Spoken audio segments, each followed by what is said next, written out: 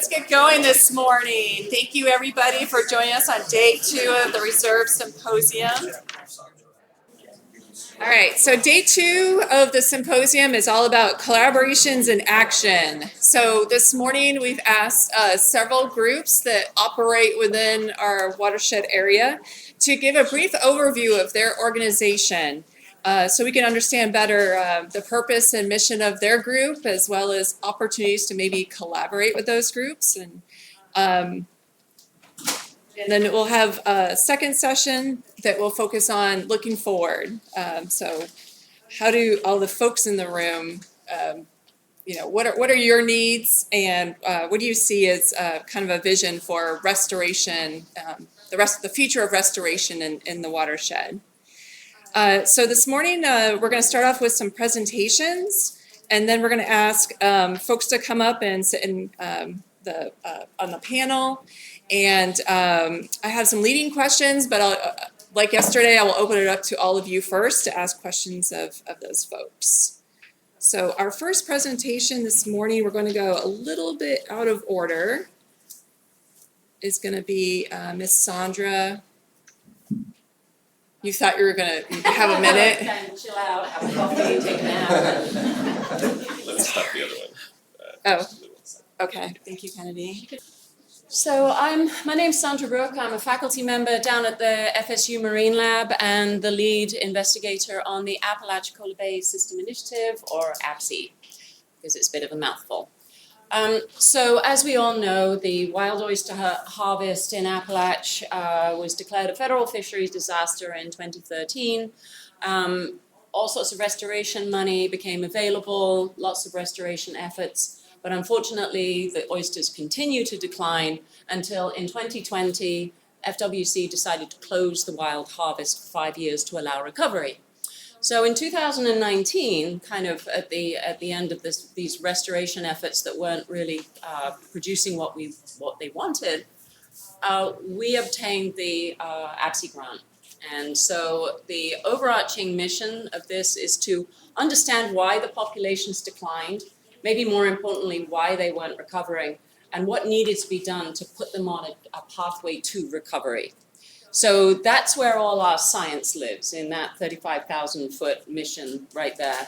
Another really critical component of ABSI was to establish a community advisory board to help develop a series of consensus-based recommendations for the restoration and management of the Apalachicola Bay system, and that encompasses all of Franklin County. So although the management plan, although it's not really a plan, although the document focused mostly on oysters in Apalachicola Bay, it does address some of the issues in the broader system. And this project was funded by Triumph Gulf Coast, which is a spin-off of some of the Deepwater Horizon settlement funds, and with contributions by Florida State University. So the Community Advisory Board, the process there was the members, prospective members were selected through an interview process. So they requested to be on the board, to be part of this process, and then they were interviewed. And this was done by our facilitator, so we weren't involved in it directly. And we were looking for people that would be collaborative and open-minded, open to discussion, because obviously there's lots of different opinions in how things should be managed and what we should do. So we wanted to have people that represented their stakeholder group, but could also be open to discussion and change of opinion.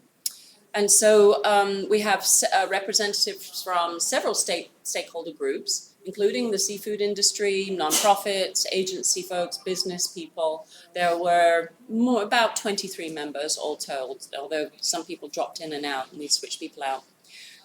The geographic region of interest was that Apalachicola Bay system, as I mentioned, and we had, although all the stakeholders contributed, we had partners such as ANERR, which helped us out considerably with the venues. University of Florida, Dr. Ed Camp did the modeling, the fisheries modeling that we used to run scenarios during this process.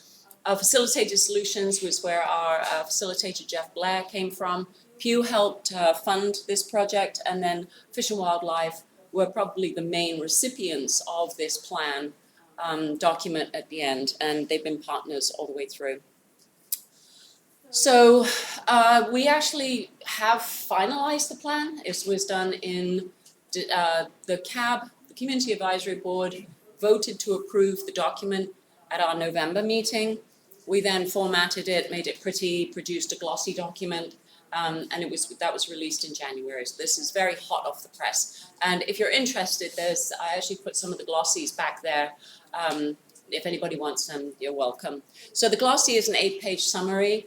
The full version of the plan, which is on our website, is an 82-page monster. So if you're so inclined, one night during the insomniac period, you can take a look at it. It has a lot of detailed information. It's a very extensive and detailed plan that we're quite proud of, but it is a bit of a slog through it. So the next steps, and this was something that actually Anita came up with, this idea, is that we didn't want all of the work that the CAB had done to go into this document that was going to grow dusty on a shelf. And so the Partnership for Resilient Apalachicola Bay was kind of an idea that was proposed by the CAB and is going to go forward. So the CAB was disbanded after they made that final vote in November, so the CAB is no more. And the partnership coordinator has been hired. She has funding for 4 years through a grant and through ANERR's generous funding. And then they're going to establish a nonprofit, and we need to engage partners, we being the partnership, needs to engage the stakeholders for that process going forward. So if anybody wants to come forward and be part of this process, just talk to Anita. So that's all I have. Thank you.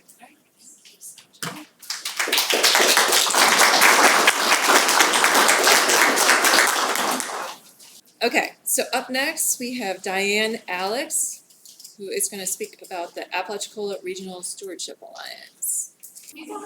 Thanks, Jen. Hi, I'm Diane Alix. I am with the Nature Conservancy, and I am the coordinator for the Apalachicola Regional Stewardship Alliance, which in acronym speak is ARSA. So I will say ARSA from now on. And our goal of the group is to protect, restore, and manage lands that will sustain high biodiversity.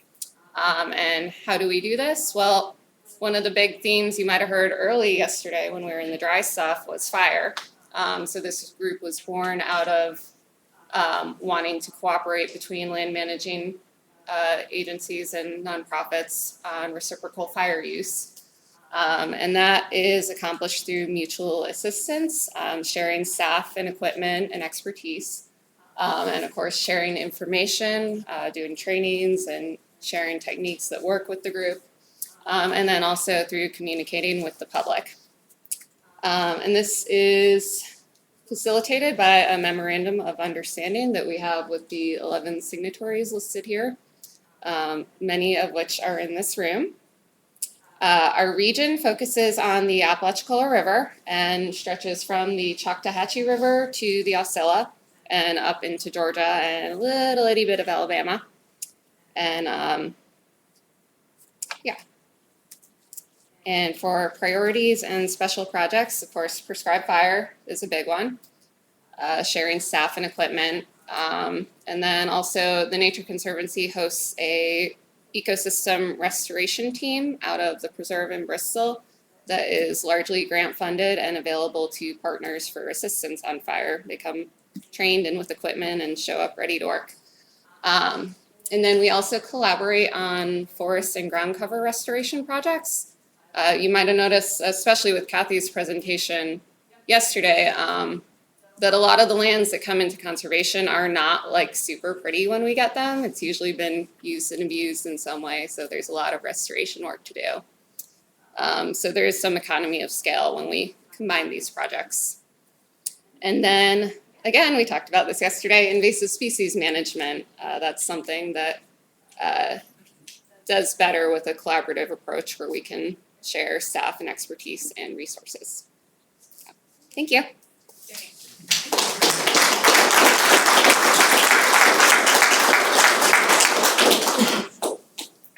I was going to ask Diane to go back to the map just one more time because I did not realize your geographic extent.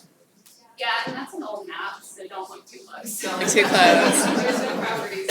I don't know if that struck anyone else. Maybe I'm just the ignorant one, but the geographic extent hasn't changed. No, there's just more conservation lands now. But in reality, I know something about this. I mean, the closer to our base at Apalachicola Bluffs and Ravines Preserve as far as helping with fire, I mean, we only go all the way to the edges rarely. Oh, yeah, so preserve on the map is there. Right next to Torreya State Park, if you're familiar with that area. They go where the need is, so as long as it's within, an hour and a half radius, they'll go pretty regularly. So let's have every year go out there and walk over to the west. It depends on who calls. It depends on who calls. Who calls first. Housing, we'll go farther if in housing. Yeah, first come, first served class, yeah. Yeah. all right, I just wanted to get that out. Okay, next up, we're gonna have Kent Wimmer with the Northwest Florida Sentinel landscape. Good morning. How's everybody doing? That's right. Let's get excited. I'm Kent Wimmer. I work for Defenders of Wildlife. I'm their Northwest Florida senior representative. But the primary hat I wear is I'm the coordinator of the Northwest Florida Sentinel landscape. Northwest Florida Sentinel landscape boundary is outlined on this map, so it pretty much includes everything from the Osceola River to the Perdido River. So I guess, let's see, The little green slash is the green slash, okay.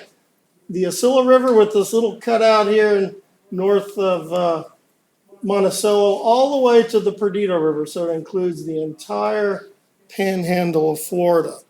The Departments of Defense, Agriculture, and Interior came together 10 years ago and created the Sentinel Landscapes Partnership to provide greater access to federal funding from these three agencies, and also funding from state agencies and the private sector.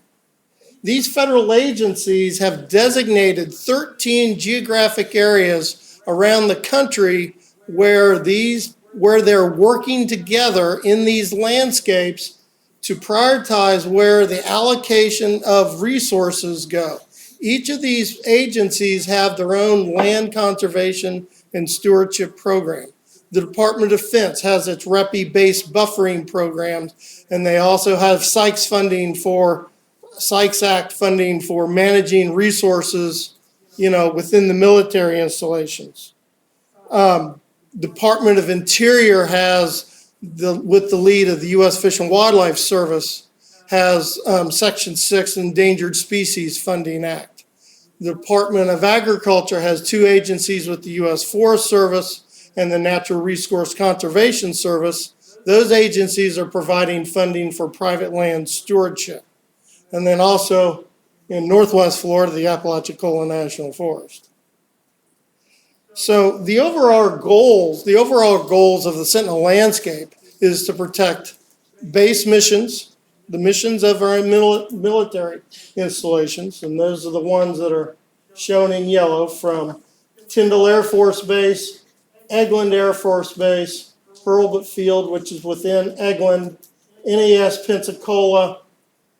NAS stands for Naval Air Station, so Naval Air Station Whiting Field, Naval Air Station Pensacola, and then we also have Naval Support Activity Panama City. So those are the main military installations in Northwest Florida. So we're trying to protect their base missions. We're trying to maintain working lands, keep farms and keep farms and crops and forest and trees. And then how do we also protect habitat for listed species? So Sentinel landscapes are where conservation, working lands, and national defense interests converge.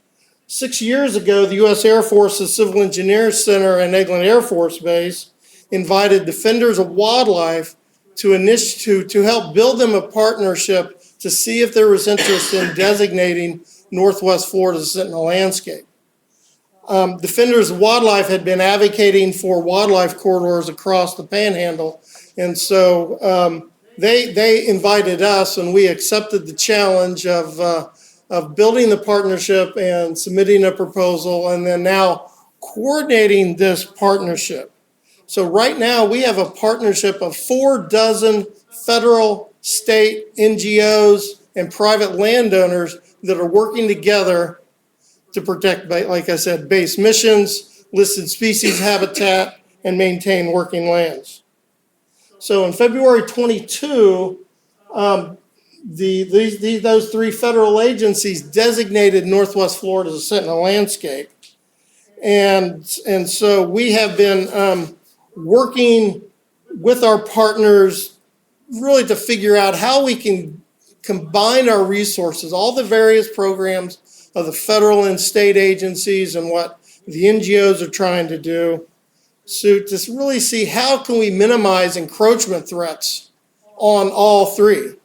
You know, essentially it's an effort to try to, how do we maintain existing land uses? Because existing land uses out there is going to be the best thing that we can do to maintain, protect our habitats and to protect military missions. So, and to protect, so we're trying to take advantage of the mutual priorities of all of our partners and the private sector, as we seek to address the local needs of local communities and advancing the priorities of our partners. So the partnership, Northwest Florida Sentinel Landscape Partnership, has just adopted this past week our implementation plan, which includes our goals, objectives, actions, and measurable results to gauge the success of our partnership. So this has helped us putting on the path to success. We have actually formed 2 work groups, a climate resilience work group that meets in the odd number months, and we also have a private lands and natural system stewardship work group that also meets for an hour in the odd number months. In the even number months, we have a complete partnership meeting. So just on Wednesday, we had a partnership meeting for all the partners talking about what we can do to better coordinate our efforts. And I also produced a newsletter that goes out. Hopefully a lot of you are on the list, and if you're not, let me know and I'll add you to the list. So these work groups are our conservation delivery network. I mean, this is how we're putting partners together to get stuff done. So, if you visit, it's hard to see it here at the bottom, but sentinellandscapes.org, Northwest Florida, we have a website that has all kind of great resources on there, and so all about the Northwest Florida Sentinel landscape and other Sentinel landscapes and all the programs that the agencies provide. So let's see. What do I just hit go? One of these arrows. It's possible that Am I doing? this touchpad really. Thank you. Thank you. Can I check? All right. So the opportunity still exists to get all this conservation work done. The top map shows the flight paths and military operation areas throughout the Panhandle. That's how we were able to justify having all the lands east of the Apalachicola River within the Northwest Florida Sentinel landscape. Because guess what? We have Air Force and we have Naval Air. Those guys are flying jets, treetop levels. You guys have seen them out in the woods, heard them definitely.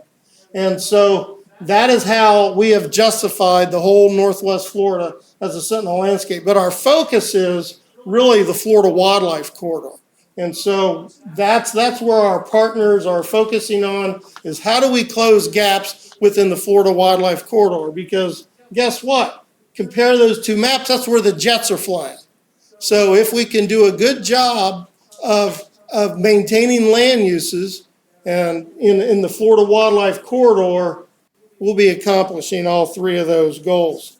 So here's a fun fact. Between 2010 and 2023, the populations of the 5 counties home to the 6 principal military installations increased 24%.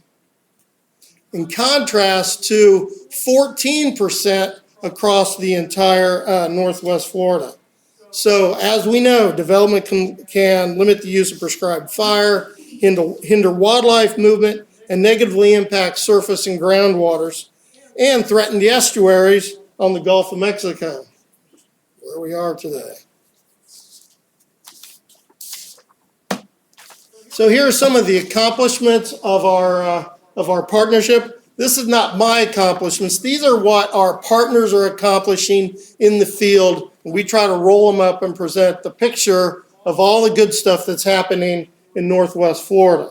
So in FY23, our partners conserved nearly 19,000 acres, spending nearly $49 million.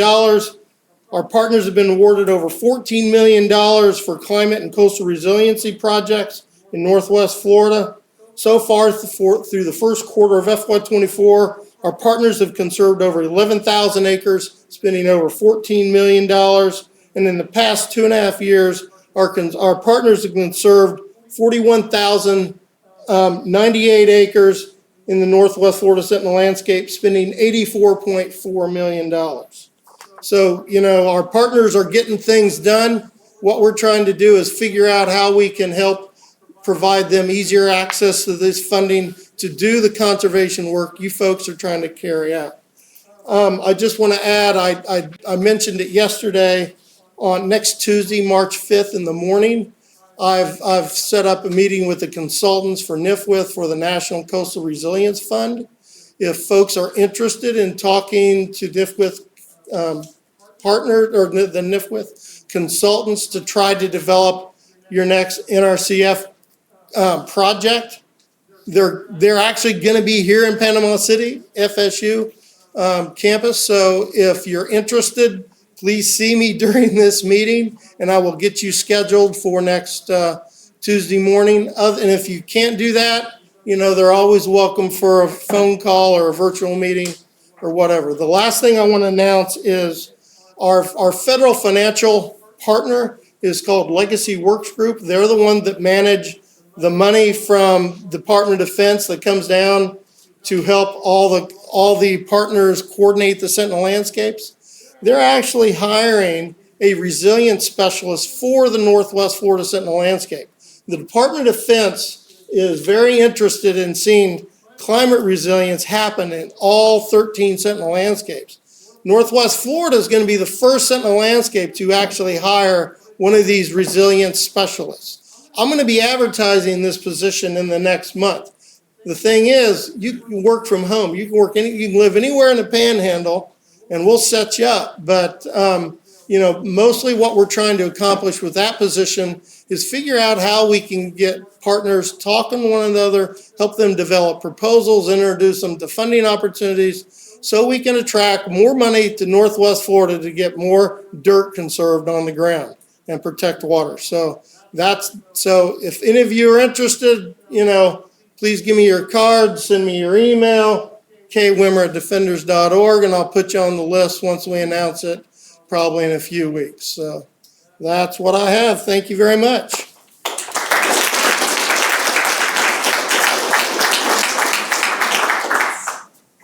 Thank you so much, Kent. Next up, we'll have Kim Miller speaking about the Panhandle Estuarine Restoration Team. Well, good morning, everyone. I'll go ahead and introduce myself. I'm Kim Miller. I'm the assistant manager here at the reserve. I also serve as the chair for the Panhandle Estuarine Restoration Team, or PERT. And so, thank you, Kennedy. Another example of how we're not going to be able to live without you. So I'm going to be talking about Florida's ERTs this morning. These teams were established through multi-agency coordination and collaboration. They're informal groups of practitioners that are planning and implementing restoration.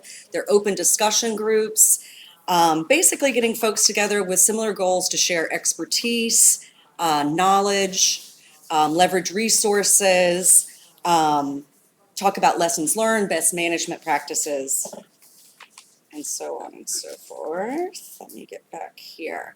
So this is a map. We currently have 5 teams throughout the state of Florida. We're going to have some fun with acronyms this morning. We've got the Northeast ERT or NERT. We've got the East Central team or ESERT, Southwest team or SWIRT. And then as of last year, we're really excited to have the Big Bend area of this puzzle filled in, and that's Big BERT, so that one's extra fun.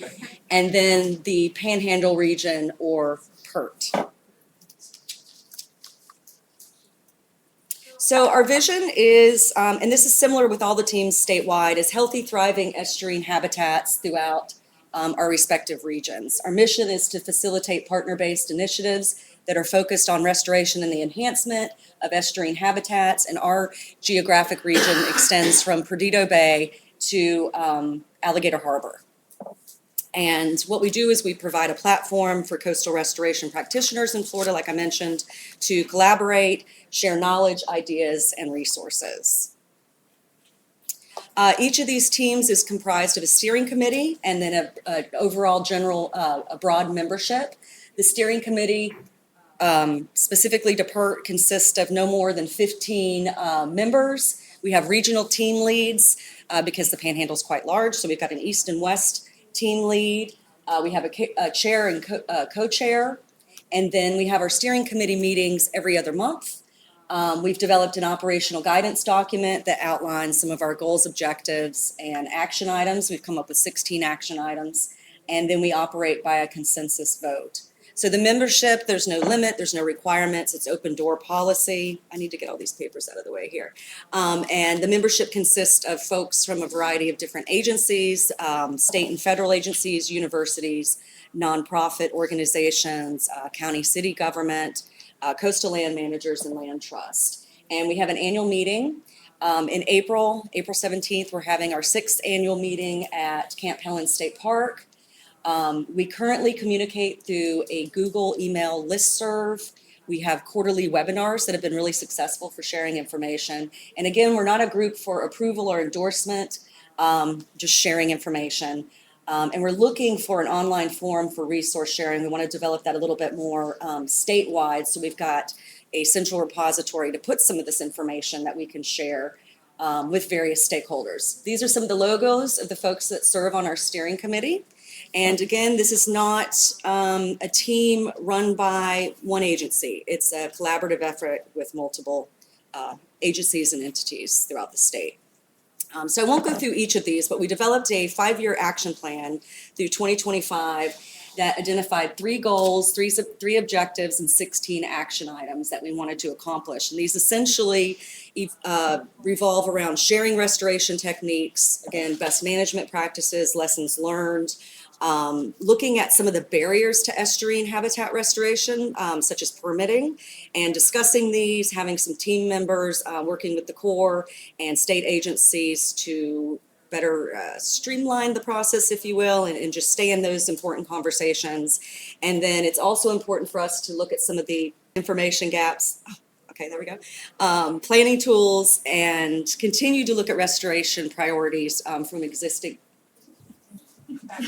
sources. I'll just go ahead. I'm just going to continue talking. This has been a disaster.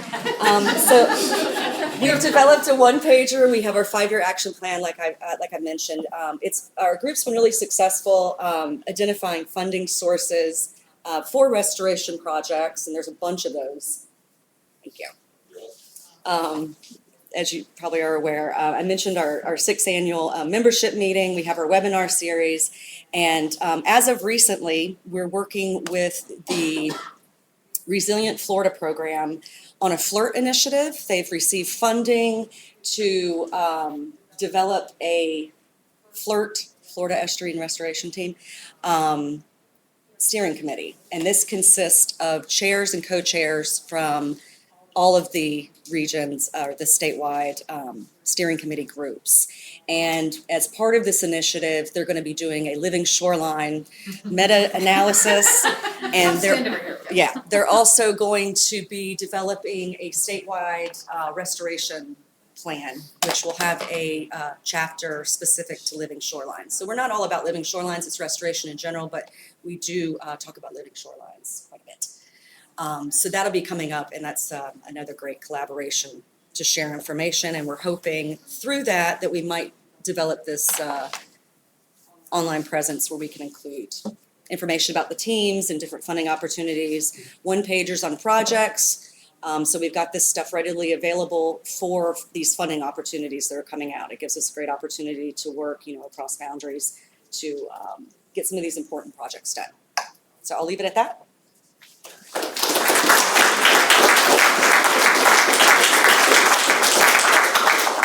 While she's doing that, if anybody wants to sign up for the PERT listserv, just give me your email and we'll put you on there.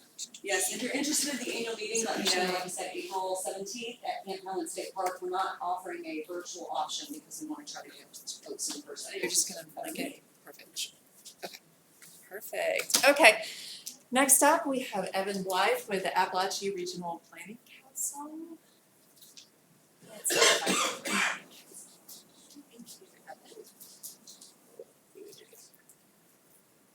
Hey everybody, my name is Evan Blythe. I'm with the Apalachee Regional Planning Council and I'm working on the Franklin 98 Living Shoreline Project.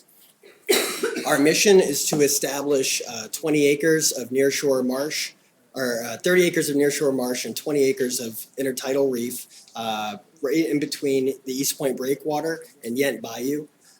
We're a little different than everybody else here. We're more of like what collaboration looks like when it's been put into action. Years ago, Rick Harder, who is a private sector fella, identified a need for living shorelines here in the area. He had worked on something out in Pensacola and saw that we have some serious erosion issues here. The bathymetry being the way it is, very gradual. Any change in water levels is just, you're gonna lose a lot of shoreline. So he worked with the ANERR, FDEP, local government to reach out to NIFWIF, put a proposal together, and we brought a lot of money in. Another foundation to the project is that we gave local consideration points in the RFP, so we were able to keep that money here in Franklin County. So as you look out there and you see our project, notice we have private landowners, we've got county reps, we've got everybody sitting at the table, and it makes my job a lot easier to have the NER here, to have Kim Miller, who was just talking, as a co-applicant. So when you guys work together, this is what can happen. So keep getting each other's numbers and be there for each other. And a lot of times, just a meeting space.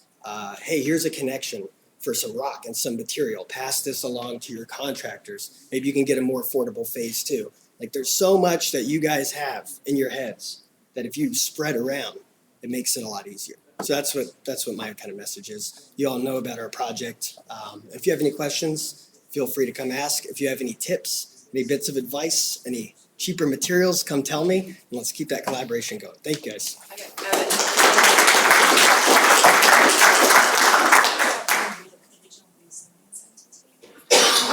You don't want to talk about that?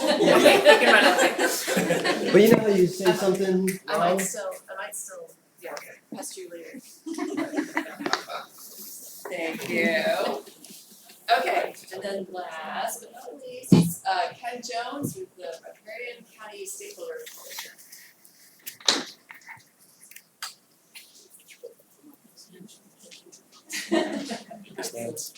No, just me, just all on my own here. My name is Ken Jones. I'm a professional engineer and a coastal oceanographer. But the hat I'm wearing today is I'm the technical coordinator for the Riparian County Stakeholder Coalition. We call ourselves the RCSC. We have a new chairman, his Jim McClellan. He was just nominated and approved. He came on board about a month ago. He's from Calhoun County, Blountstown area. But I'd be remiss if I didn't just have a shout out to Chad Taylor, who was our past chairman. He had to step down for some health reasons, but he's been pretty much a mainstay in the basin, and it's a mentor to me, and it's hard to see him kind of step down at this point. But I'm looking forward to working with Jim McMillan. The RCSG was first created by resolution in 2007 by the 6 riparian counties along the Apalachicola River. So that's Gaston, Jackson, Calhoun, Liberty, Gulf, and Franklin. And they came together, formed a resolution. That was later ratified in the form of a contract in 2012. And the agreement was to protect, support, maintain the values of the Apalachicola River, Riparian County, both individually and collectively. The RCSC allows for the 6 counties to speak in one unified voice, provide a one point of contact for management issues and programs relating to the Apalachicola River, and promote the need for state and federal funding to conduct technical evaluations and documentation. So the RCSC is made up of its chair, Jim, myself. I'm the only paid employee. I get about 10% of my time allocated, so it's a pretty skinny organization. We have 2 county commission appointed members from each county. Presently, we have a couple vacancies in Gulf, one in Franklin and one in Liberty, and we're working to get those nominated to bring back to the organization. The ARPC and Evan, he's our overlord. He keeps track of all our expenses, make sure we're in the right, and so we're kind of quasi housed within the ARPC, but we're not part of the ARPC. But they've been a huge partner for us. So the compact agreement came about because the 6 counties were concerned about the quantity and quality of the Apalachicola River and the impact that conditions in and of the river have on the quality of life and economic well-being in the individual county and 6-county region as a whole. The counties recognize the Apalachicola River is almost totally dependent on flows from the Chattahoochee and Flint River, which originate in the states of Alabama and Georgia. The counties believe that maintaining engagement with Alabama, Georgia, and the federal government is important in order to develop programs, projects, and authorities to move efficiently and effectively manage the river for its maximum benefit for all the states. Florida must develop and maintain adequate technical and financial information to document the current and potential future changes of the Apalachicola River to support the need for equitable distribution of water resources to all the basin stakeholders. Actions by Florida in the lawsuit with Georgia severely limited the communication between the state agencies and the variety of stakeholders within the ACF system. COVID later added to the inability to meet and discuss, but throughout that time, the RCSC has been a lone voice and presence, maintaining an open line of communication between upstream stakeholders and our stakeholders in Florida. During that time and presently, we continue to host a bi-monthly call with the Apalachicola Caucus. It's a group of in-state stakeholders, agency folks, NGOs, academics, and interested observers. At those calls, we report and discuss activities in the upper basin as well as decisions and actions by the Corps and their operations of federal reservoirs. One of the things I'm really proud about is after the lawsuit, we've been able to encourage the state agencies to re-engage in issues related to the Apalachicola and especially begin conversations with our partners in Florida, in Georgia and Alabama. At first, it was just their recognition that we've maintained these communications and had the historical knowledge of what was going on in the basin and was able to continue these basin-wide communications with stakeholders. So county commissioners are busy dealing with the local day-to-day issues with their constituencies, and our job is to understand the valuable resources that our river and bay possess and to defend our position within the basin and inform as necessary on issues to protect our resource. So our role is to evaluate the impact of policies, proposals, and events that affect the Apalachicola specifically as they affect the 6 counties in its basin, communicate regularly with stakeholders to develop a consensus position where possible, and advocate for the counties at the federal, regional, and state levels using scientific data that is developed for using RCSC funding or money obtained by RCS or from other sources. So over the last few years, we've seen some significant re-engagement by our state and regional agencies through our interactions, which will begin to pay dividends as we wrestle with important resource constraints due to resource use, federal regulation in the reservoirs, and climate change. So some examples, Tri-Rivers is making some inroads. They've generated $100 million for reestablishing the locks at the dams at Woodruff, Andrews, and George.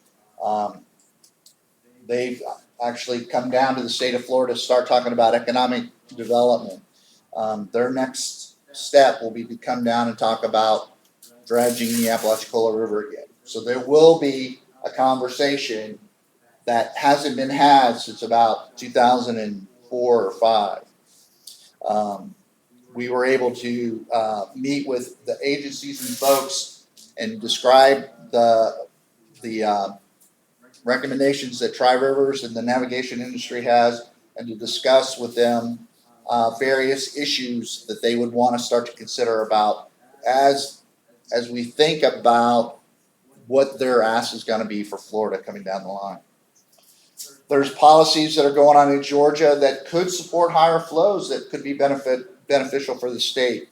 But we have to understand what those policies mean in the context of the Water Control Manual and how the federal government is going to look at those. Things like aquifer switching could mean more water to the river, but only if the Water Control Manual understands and can be adjusted to deal with things like additional flows coming down the Flint or additional flows coming down the Chattahoochee. Recently, the state of Alabama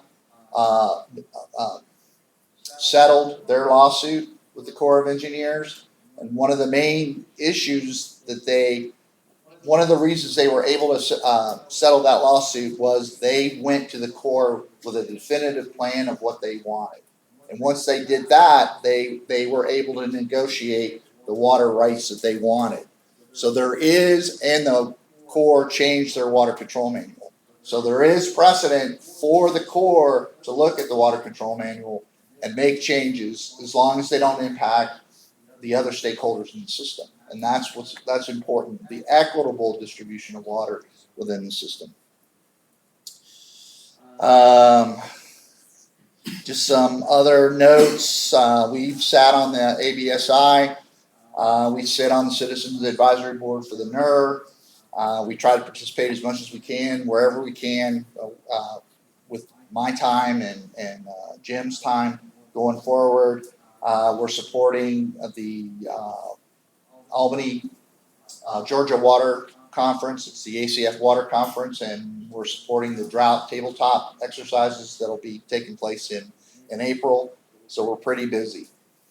The Riparian County Coalition, we can actually our bylaws allow us to do a lot, and so we're potentially a good collaborator with a lot of folks. We're allowed to acquire, hold, and dispose personal property and real property for the uses of the 6 counties. We can enter into contracts with governmental agencies, subdivisions of the state or the United States, or with private persons and firms. And we can appoint or hire people as, obviously with funding available. So we are a mechanism to help support the various facilitation and other actions within the basin itself. So that's the RCS. Thank you.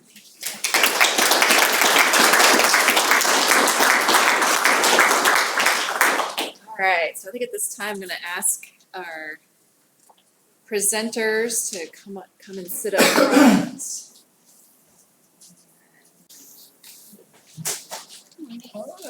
Okay, so I was going to start off this session and just open it up for questions. If anyone had if the certain presentation or kind of sparked any ideas or questions from the group. Don't be shy. You're underwhelmed. That's just a hard question. Tom's fine. I'm just curious if anybody is working on kind of a prioritization of restoration of all the projects that are around, or is it just who can get the funding for their specific project? Just to anybody. I'll jump in real quick and then I'll let these folks answer for their particular program. So the reserve actually has funding to look up and down the system and collate all of the restoration priorities. And that will be the second part of this morning. We'll be discussing with the Balmoral Group, who's leading that effort. So I don't know if any of the groups want to speak specifically about your prioritization of restoration projects. Yeah, I'll jump in. For PERT, that's one of our action items, is to pull all this information together. There's a lot of great resources out there, the Living Shoreline .org, livingshoreline.academy.org, Florida Living Shoreline websites. So lots of information everywhere, but one of our objectives and action items is to have all that information in one place. But it's been kind of a challenge. Kent's been great with providing information, getting out projects, what everybody's working on, collecting that information. So we have that, but it's on our server right now, and that's part of this FLIRT initiative funding with the Resilient Florida program, is to have a place we can have all this information. So it's kind of like your one-stop shop, and without reinventing the wheel. You know, there's a bunch of resources already, but yeah. And the resilience specialist we're gonna hire, is basically gonna try to do that, not set priorities. You guys know what the priorities are, you know what the projects are, but try to pull together a big vision of what's possible. And we can be that gateway to the federal funders, because like the Department of Defense is providing funding to NIFWIF, both America the Beautiful, National Coastal Resilience, plus they have their own funding.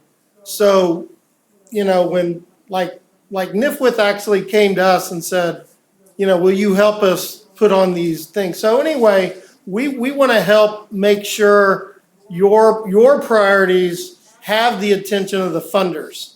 So, and if anything we can do to help develop projects, hold hands, cajole, make sure folks are talking to one another, that's what we're trying to get done. So. I think one of the things Dan was, I'm gonna put some words in your mouth and then we'll see where we go from there. But I think one of the things he's concerned about is that when you look at the ANERR or FWC or DEP or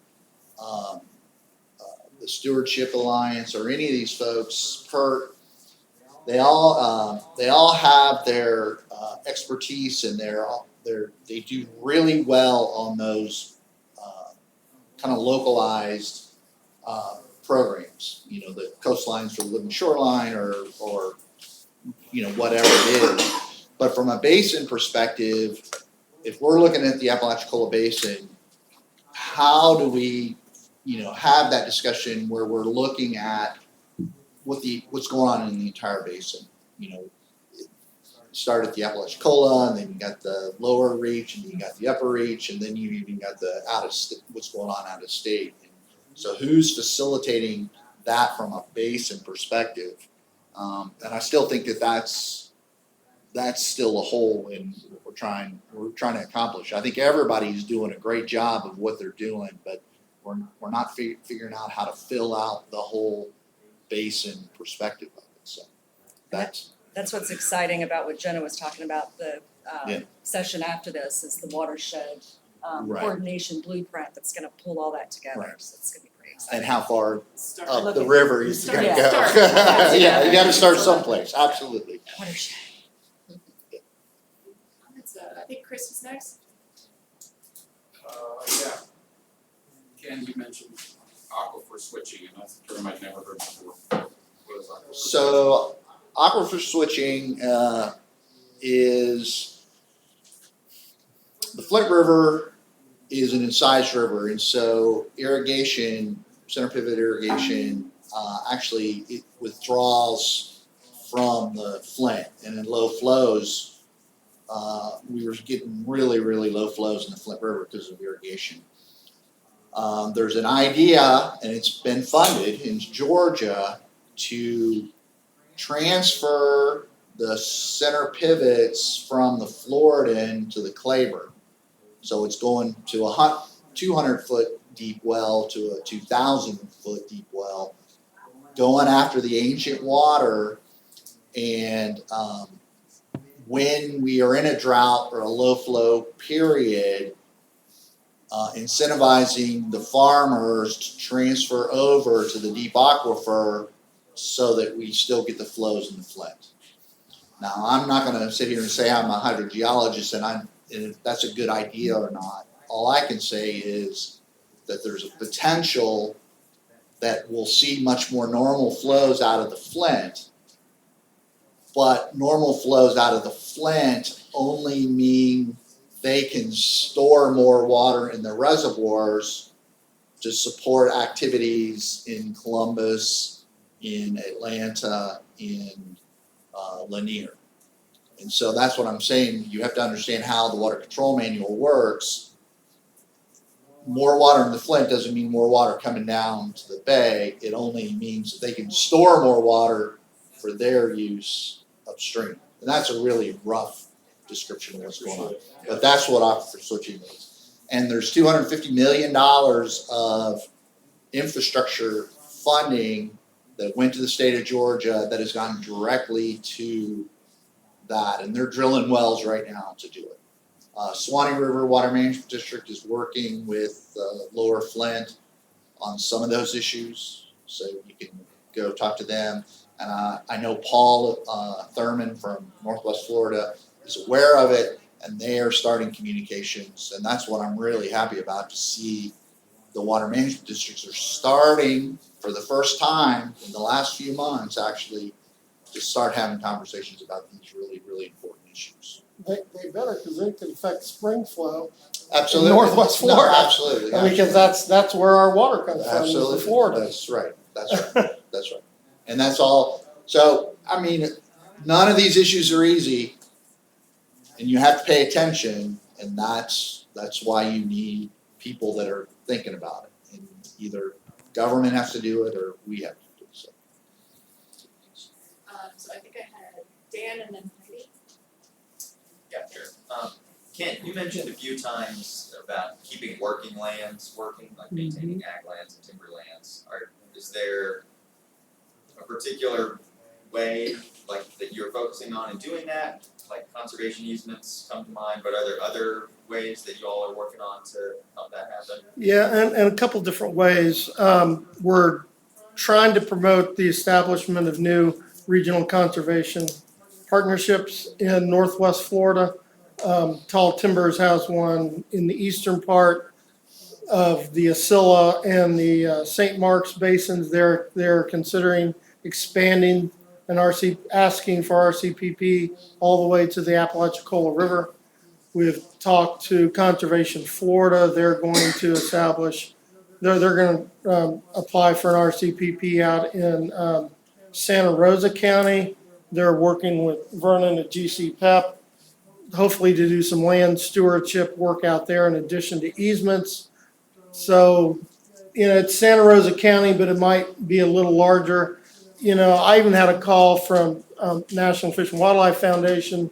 They're potentially interested in pursuing a RCPP in the center part of the Panhandle that wouldn't be otherwise covered. They have an RCPP up in southwest Georgia. And so those are, but, we expect, and maybe with this temporary, federal shutdown being diverted for a couple of weeks, maybe NRCS will announce the cycle, So we're just kind of waiting for the cycle and figuring out what the partners are going to do. But the NRCS has billions of dollars for land stewardship practices. So if we can do a better job of getting private landowners to do a better job with prescribed fire, keeping cows out of streams, all the programs NRCS has, and get some more money out to the system, into the landowners' hands, then that hopefully will help them not be so inclined to convert it to uses that are less compatible, like rooftops instead of crops. And so, that's one way. My colleague that works for us, David Wolf, he's also working on how do we sustain the forest economy. When the mill in Panama City closed, the mill in St. Joe's been gone, Evita's in trouble, they closed the mill in Perry. So, we have 1.5 million acres or more. I forget what the number, you probably. Well, for ARSA, yeah. Yeah, well, so, there's 1.5 million acres. Where's that timber gonna go? We wanna keep those forests and trees. So, so he's working on that. He's also working on, some efforts for, payment for ecological services. How do we get more money out into the pockets of landowners that do a good job of having gopher tortoises on their land, or, indigo snakes, or any other, threatened endangered species. And so we're looking at some of those bigger pictures too of what can we set up to help get money into the system to create the incentives to keep farms and crops and forests and trees. Is that? Yeah, thank you. Hi. Thanks. So my question is about whether any of these initiatives are engaging on the controlling development side of things. And you mentioned the population growth stats, right? So sort of the flip side of this is how do we encourage zoning, land use, planning for development and redevelopment that doesn't encroach. So I'm curious if any of these efforts are engaging on that side. And I know the other military installation resilience reviews around the state all seem to be popping up with the issue of affordable housing. The bases don't have, they're losing affordable housing. So I'm just curious if that's part of the conversation. It is. I mean, the East Emerald Coast Regional Council is actually doing a military installation review process. They've been going through this process for a year. They're actually getting to the point where they're doing their analysis, and they're going to be releasing some of their results. So that will help identify potential resilience community installation resilience projects, and hopefully that will deal with living shoreline, nature-based solutions, but it's also infrastructure. How do we have water? How do we have electricity, power lines? What are we going affordable housing is an issue. One of the things that they haven't gutted yet from the Florida's growth management laws is there's still at least around military installations. The installations have a voice, have a say in development that would potentially impact their missions. And so that is, at least a mechanism that the military can speak out when there's development that encroaches on their missions. But, I cited those land acquisition numbers. I mean, basically in Florida, I don't work for the government. That's all we got left. They've completely gutted. And I'm a planner. Urban regional planning was my card, and they've gutted growth management in Florida. So it's like if we don't conserve it through easements, fee, or land stewardship agreements, it's really hard to rely on local governments to do the right thing. Now, in Northwest Florida, some counties have 50% of their GDP, like Okaloosa County, tied up in the military. Other counties like Bay County, I think it's like 25%. It might be the same in Escambia County.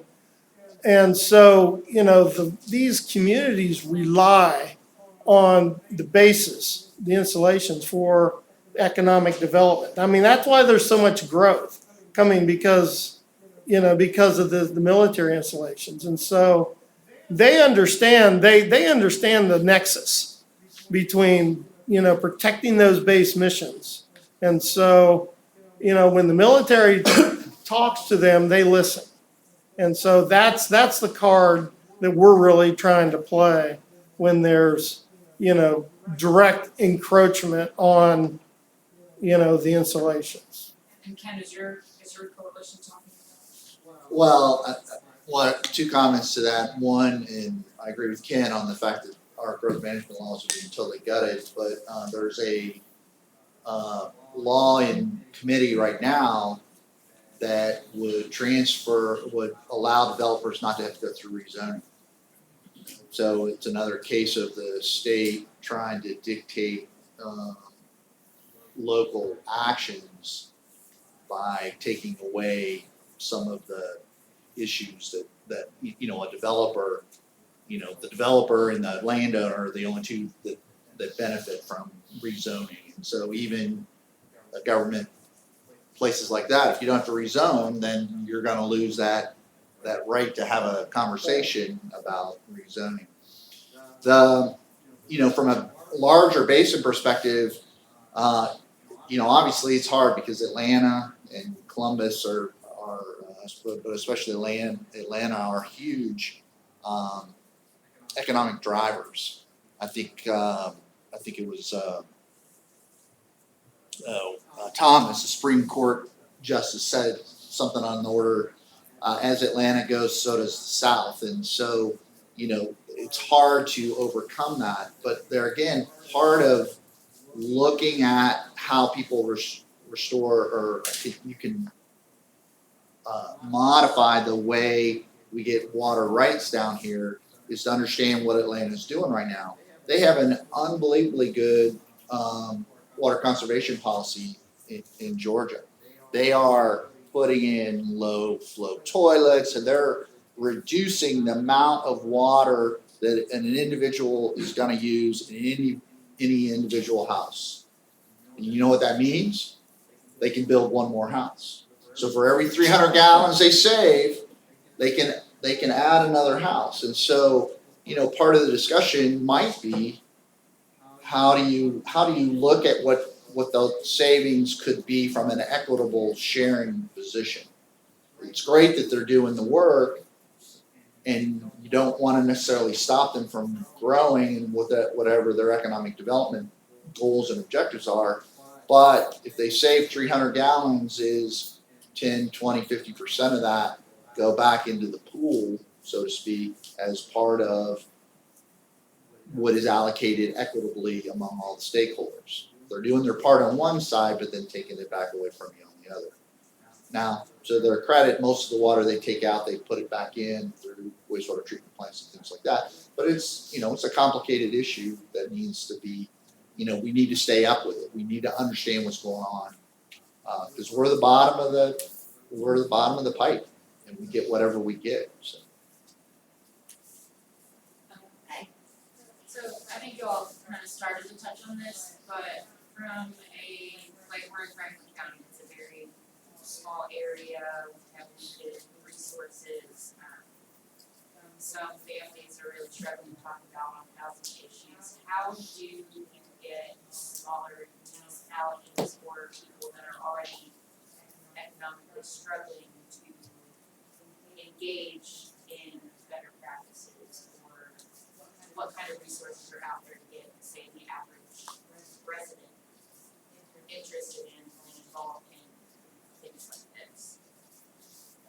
At least on the federal side, the current administration is very much emphasizing how do they provide funding for disadvantaged communities and underserved communities. So in some programs, they want to see 40% of the funding go to disadvantaged communities. And often, for those folks, there's no match requirements or very minimal cash match requirements. And so, and the other thing that we've gotten through to at least to NIF with is there's not capacity to apply and manage, federal funds that have a lot of rules and regulations you have to follow. So they've actually set their programs up where the first grant you get is to build capacity. And so both in America the Beautiful and National Coastal Resilience. So if you have a vision and a dream for the city of Apalachicola or Franklin County, that you think that there's a coastal resilience type of project or an environmental restoration project that would benefit, the underserved communities, they're all ears. And they will seriously look at that and do everything they can. I mean, like I said, the consultants we're having to Panama City, that is their job, is to help recruit and develop good projects. And they're looking for projects from disadvantaged communities and underserved communities. So there's funding out there and there's opportunities, but you have to get in line and you have to come up with your own concepts. No one's gonna, give it to you on a silver platter, but there is funding to make it happen, and you don't have to go big out of pocket. I would also reach out to the ARPC. Yeah. I mean, we don't have a DCA anymore, it's gone.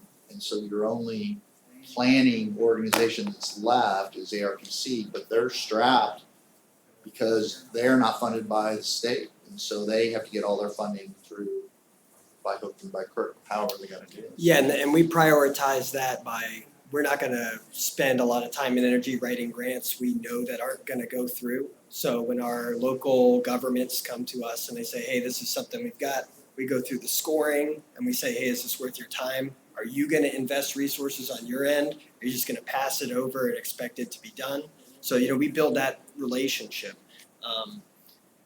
Something to kind of answer your question, we had a zero match for our NIFWIF dollars. And, I'm not gonna talk about the number, but it's a lot. And we have zero match and we're bringing it into the community. And with that RFP, you gotta have the local consideration points. That means we've got local guys working on it. We have Franklin Promise Coalition, the Oyster Corps program, doing the nursery plantings. So you get local kids who would be going out, drinking and smoking, trashing the environment. They're now taking ownership and buy-in. You're enhancing the local restoration. So you can use these projects to build a community narrative. Because we have to remember, we do live in America where it's representative government. And when we get in these roles sometimes, or we know what's best, we get preachy, we get like, you should be doing this. It's like, sometimes in the environmental world, it's obvious what needs to be done right. And when you get that buy-in and you get people working together, you don't have to sit there and lecture them. They're gonna be the ones that are pushing to have these community organizations coming from the bottom up. And that's when the funders look in and say, oh, you have capacity, you have community buy-in. You're shovel ready, here's some dollars. So I think that's what I would say, is just kind of getting the community involved and not being preachy. I've been very impressed with the collaboration that's already taken place. And one thought that came to mind is there have never been considerations in the pipe dream. I realized dealing with a lot of complex problems that are all over Northwest Florida and also in Georgia and Alabama. Has there ever been consideration of having either annual or every 4 years meeting similar to this with all these states? Communication, sharing ideas, seeing what the needs are. Again, realize that's very big. Well, the 3 states wouldn't even talk to each other until 2 years ago because they all were in lawsuits, and there's still lawsuits pending, so that makes things difficult. There's a conference in April 25th, and Jenna will be there speaking. There's a Florida section, so Jenna will be speaking with Christine Morris on kind of the state of the state and what's going on from a state and governmental perspective. I'm not trying to put words in your mouth, but in general. Sandra's going to be talking about the ABSI program and the Apalachicola and kind of looking beyond what we've done so far as part of ABSI and kind of what we think would be the next steps that Florida needs to take to start looking at at how we would develop management criteria on flow and salinity and temperature and all sorts of different things that would be related. And then also from our slough restoration project, we'll be talking on floodplain restoration and floodplain needs and metrics associated with floodplains. So that'll be the Florida session for this conference. They hold it every 2 years. It's called the ACF Water Conference at Albany State. And Mark Masters, who's the Director of Water Policy for the state of Georgia, is a professor there, and they have the Water Policy Office there. And he does a really good job of communicating and trying to bring people together. And I think he was instrumental in bringing Swanee into this aquifer switching issues and things like that. So he's been a good friend, and he's the executive director of the ACF Stakeholders. So there's conversations that 2 years ago were not taking place at all that we're starting to see that conversation take place again, similar to what it was back in kind of the 90s before all the lawsuit and all the mess that created. So we're starting to see that, and hopefully that's going to continue to build some momentum over the next couple of years. But it takes a long time to get those wheels rolling again.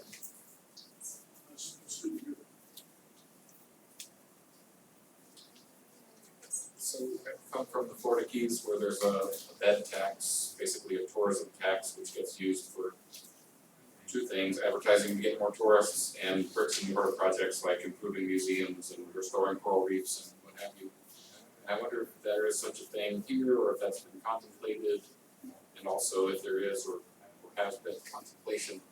There are so few regular hotels and so many vacation rentals. My thought is, well, Florida Keys is a cautionary tale. It's grotesque how many tourists we have. You don't want that. But if you got that balance right here, it could be a really useful funding stream for restoration, for bolstering the fishing and timber industries, et cetera, which support the environment, which supports the tourism. There's been a couple projects. Okaloosa County worked with TPL, spent $14 million of TDC money. I saw that for 2 acres. For 2 acres, bought 3 lots. Oh, the Tourist and Development Council, or the tourist tax. And Trust for Public Land, sorry. The acronyms got carried away. It's another language. The Trust for Public Land worked with the county, bought three occupied with parcels with homes, tore them down, sold the properties to the counties. Now this is going to become a new beach access. Other examples are in Santa Rosa County. They bought 80 acres of essentially marshland, like the picture we have behind us, but in the Yellow River, at the mouth of the Yellow River.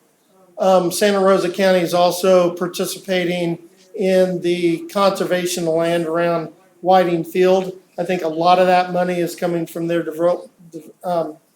tourism taxes. They also partnered with the U.S. Fish and Wildlife Service and the Commission in using Section 6 Endangered Species Act funds to acquire 3 parcels along East River, which forms the southwestern boundary of Eglin Air Force Base. And so protect those from development. They have RCW habitat. They have reticulated flatwood salamanders on them, and they're doing, so the county is going to be restoring that, working with GCPEP over there, doing some of that work. So the counties out west are using some of those resources for that. Now, there was a proposal in the legislature didn't go anywhere this year that's trying to hamstring what local governments can do that would actually help the environment. But anyway, so there is the counties are doing some of that now. And I think, Kent, you just hit it on the head, that those monies are really constrained for specific purposes. Right. So getting creative there, something we can definitely talk with our counties first and then roll that up to Right. legislative action, but also Apalachicola and Key share one commonality is we're both areas of critical state concern, which has allowed us to go after additional funding through the state. The city spent a lot of money trying to, with lobbyists to get that done, and I actually wrote the first tax law, and Come on, you. I actually wrote the tourist development tax law for Apalachicola and Franklin County, and we had 40% for tourist development and administration, and 60% go back into food, beach, all of those things, and that's been in place for 15 years. So City scale, no, counties. county scale. Yeah, yeah, so, but it is very much driven by the state, and it is to develop tourism, I don't know. so it's a fine line. Yeah, local government has to basically petition the state, and the state gets to dictate the terms of what they use the money for, but with the coalition and with the right, Well, the desire is there, and the mechanism, I think we were in the lead on that for the state, but it's, as your residents change, and more tourism comes in, more tourism, people used to own one beach house on the island, now they own 5, and they want that development. It's okay. No, it's great. Thank you for jumping in. Any other questions from the audience? One more, it's for Diane about ARSA. I mean, I know ARSA was conceived as primarily focused on upland restoration and fire and whatever, but all those public agencies that are the members of ARSA, along with TNC and Tall Timbers, they work on floodplains, they work on the river, they work on estuaries. Is there any reason why that MOU could be a vehicle for freshwater or estuarine projects if somebody wanted to use it for such a vehicle? Conceptually, yes, but we would have to run that through our steering committee, and we could talk about that. The steering committee is the agency. Yes, the agencies that were listed on that MOU. And my thought is not that, TNC, like, we get grants and we then do projects on partners' properties and stuff. We don't have a lot of capacity to start doing that elsewhere, but anybody could use the document, the MOU, as a vehicle for collaborative projects without any sweat on TNC's part. If the agency steering committee members are good with it, why would Yeah, I mean, we use it for a lot of reasons other than burning too. The MOU is, it's just an MOU. There's no obligation of funds, there's no obligation of anything really other than like, hey, we're working together, our agencies are allowed to share resources in this way, and these are kind of the things that we have on hand. So that document is pretty open, but then the actions within that document gets used for, by the steering committee, so. The MOU, like if there were some extra people that weren't generally part of ARSA that said, hey, your ARSA MOU, these other sections of our agencies wanna do a thing, did this work for it? Maybe. I mean, personally, I would love to see the 2 local implementation teams, ARSA and GCPEP, Gulf Coastal Plain Ecosystem Project. I would love to see you guys expand your partners. I would love to see ARSA be able to work on private lands. I would love to be able to see you guys be able to go further afield. Expand what you're already doing, but do more of it. If there's any way that we can help through, I know you're already getting funds from NIFWIT and, the Longleaf funds, but there's other pots that, and so, like, for example, FWC got a grant from America the Beautiful Challenge last year, worked with other states in the southeast that have Sentinel landscapes. And they're gonna get funding to set up a prescribed fire team between ARSA and GCPEP. Well, ARSA and GCPEP are adjacent. Well, but the hour and a half in between that you guys don't get to well, you were saying. So anyway, but try to provide more capacity for prescribed fire. And so, we would love to be able to see those type of partnerships, because like I said, there is billions with the B available for environmental restoration projects. How can we get more money to Northwest Florida to expand the work you guys are already doing? So that's my dream. No, you have a great vision. I'm gonna switch and I'm gonna grill the panelists. You guys prepare yourselves. I have kind of some rapid fire questions for you and you just give like a 1-sentence answer. And these are easy, these are like softball, they're just like nuts and bolts, kind of organizational types of questions. So I might start, we'll go like left to right, so Sandra, you're gonna be it first. What mode of communication has been the best way to communicate outside your group? Well, at the risk of sounding like a dinosaur and not using all these modern technologies, I think in-person communication has been the most effective. I mean, people can communicate through social media and whatever. It's a lot harder to be angry at somebody when you're face to face with them. I think that's been the most effective. You wanted 1 sentence, so that would be it. I'll go with that too. Our PERT annual meeting, we're not offering a virtual option for that reason, to get folks face to face. And then also our webinars, our quarterly webinars have been really useful for continuing communication. You know, the digital side of it is good for kind of the narrow functional things that you need to deal with, but you have to have this face-to-face communication. There's so much more that's communicated with body language and facial expressions and just, you know, being around each other that I think creates much better relationships and camaraderie and collaboration. I agree, that's the best. I do a monthly newsletter for all our partners. I have 240 member distribution list. I'd love to add all you folks to it. If you send me your email, I'll add you to our distribution list. We have 2 work groups, as I mentioned, that meet every other month. Our whole partnership meets virtually every other month. And then last summer, we held an in-person partnership meeting. We'll have another one this fall.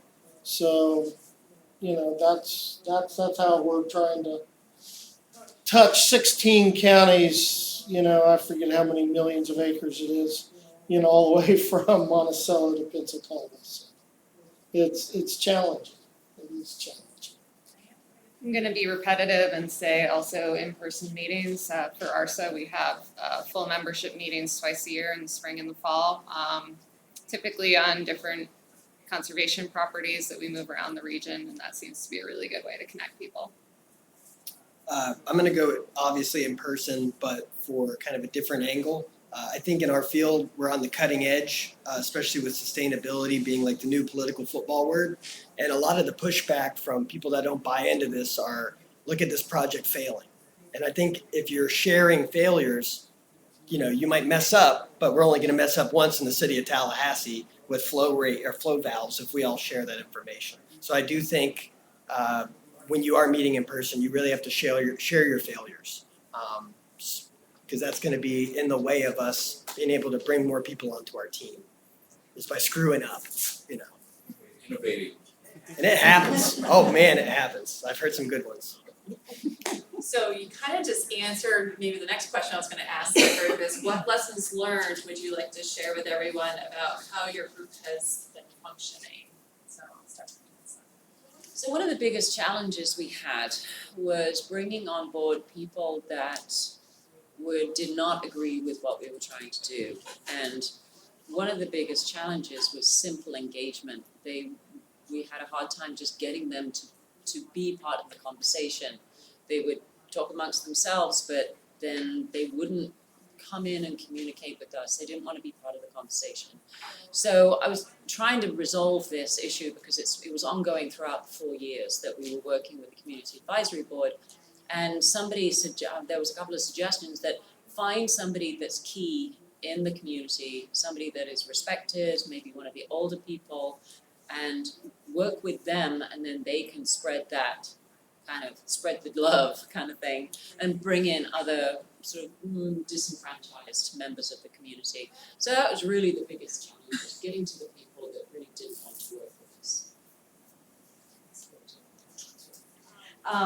One of our lessons learned, I guess, was just not to reinvent the wheel. We built the PERT team off of, some of the work the other folks have done. So really finding out what had worked for them, again, successes, failures, and increasing that coordination, not just strictly to our region, but statewide, which we're moving towards now. So it's all good stuff. Let's say persistence and patience. I mean, it's not, can't expect everything to happen tomorrow, today, and you have to just continue the fight. It has to be a slow, steady process, and you have to be knowledgeable about what you're trying to accomplish and just stick with it. And that's going to bring people around probably better than anything else other than money. So. I'll say consistency, showing up, being there, what do they say? You can't be counted. You have to be present to be accounted for. And so, showing up, being consistent, delivering consistent messages, providing consistent opportunities, but you have to be persistent. And you have to have the patience of Job to have success in this kind of work we're doing. So I would say creating an atmosphere that is safe for sharing and sharing, like Evan said, failures. Good goal. I'm going to steal one from Ken Jones. When I first met him, he told me, whatever project you work on, you can't really look at the outcome of it and measure yourself up against that, because there's always going to be compromises. There's going to be other people's ideas coming in. So you got to kind of appreciate the journey as you look for your fulfillment. And I think coming from that, when I go to talk to landowners, when I go to talk to people in the community, I'm actually listening, because I'm going to be incorporating what they're saying into the solution instead of just pushing forward what I read in a textbook or what I heard at this conference. It allows me to kind of fuse it together. So having that expectation that it won't be exactly what you want, not finding the fulfillment out of that, but really in the collaborative process. So that's a Ken Jones one right there. Rumline Consultants. I didn't know I was so profound. Okay, so then one last question.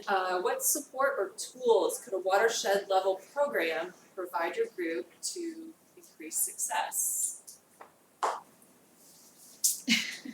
Well, one of the things that we were doing with ABSI was creating a high-resolution hydrodynamic model to look at different scenarios to try and optimize, to then take to the Army Corps to optimize water flows to benefit the estuary and oysters specifically.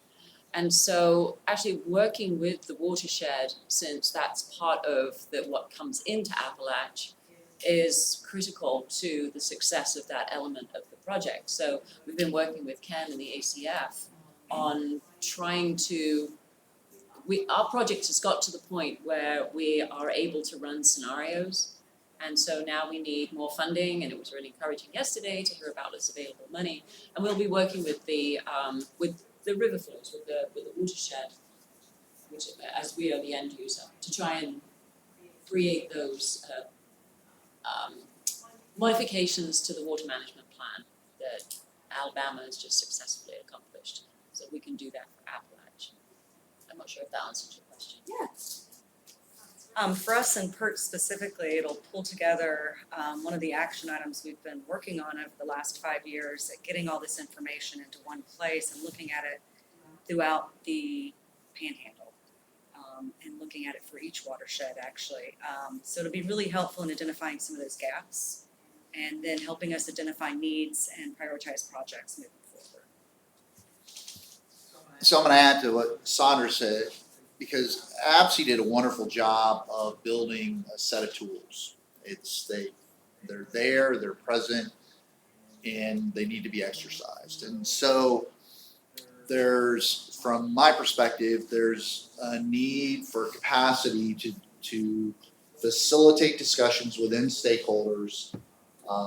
And it's not just the bay, but it's the floodplain, it's endangered species. There's a whole series of stakeholders up and down the system that are driven by flow. Recreation, navigation, hydropower, all of those play into this equation, and there's a need to facilitate a series of conversations about what are those important metrics and how can we start to overlay them and best apply them so that when we look at what resources are available, we can understand what we can tap in to make the system more resilient, maybe not perfect, but more resilient than it is today, and that we have buy-in from all the stakeholders that this is a reasonable way to look at it from a basin-wide perspective, and then be able to take that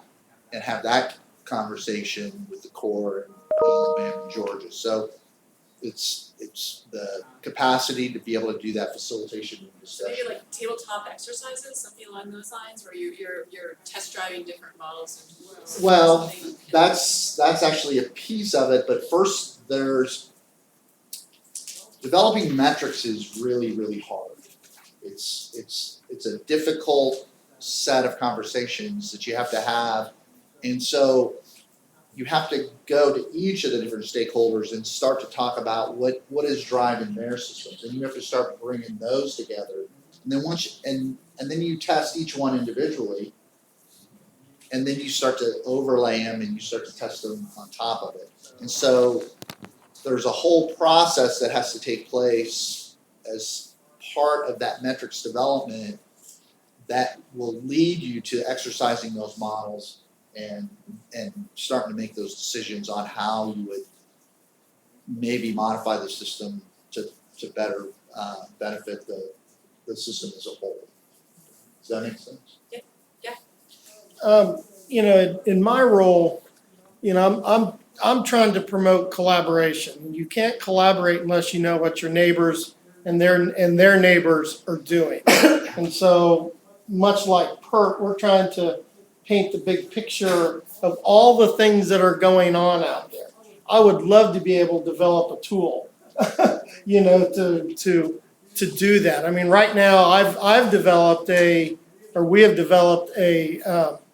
web mapping tool that, you know, all the agencies, y'all have your own GIS, you know, and even TNC probably has GIS. So, but I'm trying to create a platform where everybody we can add all the successes to. Now, I know FWC has a similar tool, and I would really love to be able to figure out how we can add that to their conservation achievements. I forget what's the tool called, but they have this tool, and if we can add all of the things that are going on, then at least our partners have an opportunity to see what might be possibilities for collaboration further out. I mean, with all the funds that's coming down now, NIFWIT doesn't want to see $1 million projects. They want to see $10 million projects. So how do we combine the smaller projects into a bigger picture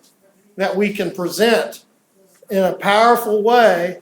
You know, we have all these partnerships, we have these communities, we have this engagement. See, that's what they're looking for, is the community engagement. How can we get all of these folks engaged and behind it? And then that will help open the spigot so the money can come down so you can get these projects done. And I'm not the one deciding what projects get done. I'm not prioritizing. I'm just trying to help you find some money to get them done. You need to be at our annual meeting. And we can Well, talk I about will. this, yes. I have it on my calendar. Diane? Yeah, I think a model would help with prioritizing and adding justification for when we do have to focus in on limited resources for restoration work on the ground. Yeah, I would say that the prioritization is good, and it helps you identify the low-hanging fruit. We have to work like a representative governments. We're working with local officials. They love wins. You start building that political capital, and that really goes a far way for, they'll put their neck out for certain things, and they'll bring your ideas to their constituency. So I do think finding the low-hanging fruit organizations, just on our project, we've seen FWC, FDEP, they've worked together, they've been on calls to figure out stuff. So it's kind of awesome to see that collaboration happen. But the low-hanging fruit is definitely going to be what pays the biggest return for building a culture of restoration. So success stories and then shouting those successes. Yeah, and then, understanding the people you're working with, what are their constraints? What are the statutes they're working under? And if they don't have any wiggle room, don't hold it against them.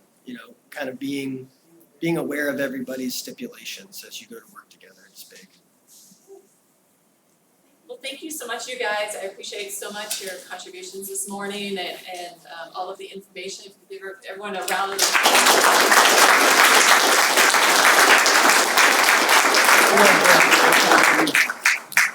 We're going to transition to a 20-minute break, so if everyone could be back in by 11 a.m., appreciate it. Thank you. All right, thank you guys for hanging in there for one last session. We had a great conversation this morning talking about the different work groups and alliances and coalitions and everybody that's kind of working broadly within the system, primarily on restoration. They do, obviously, all of them have many different hats, so this is just one piece of it. Hopefully you've heard a lot of great ideas and understand better the different groups that are working within the system.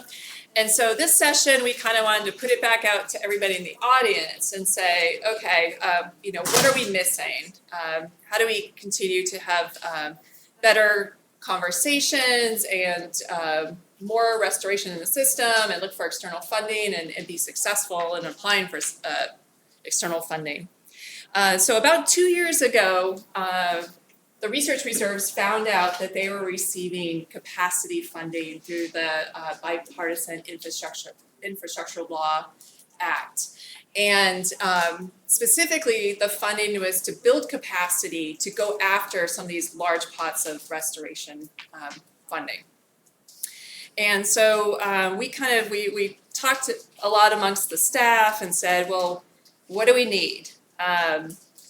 We don't have a restoration coordinator. We have Kim that does it part-time. We don't have a full-time grants, writer, somebody that's doing this all the time. We all kind of piecemeal it.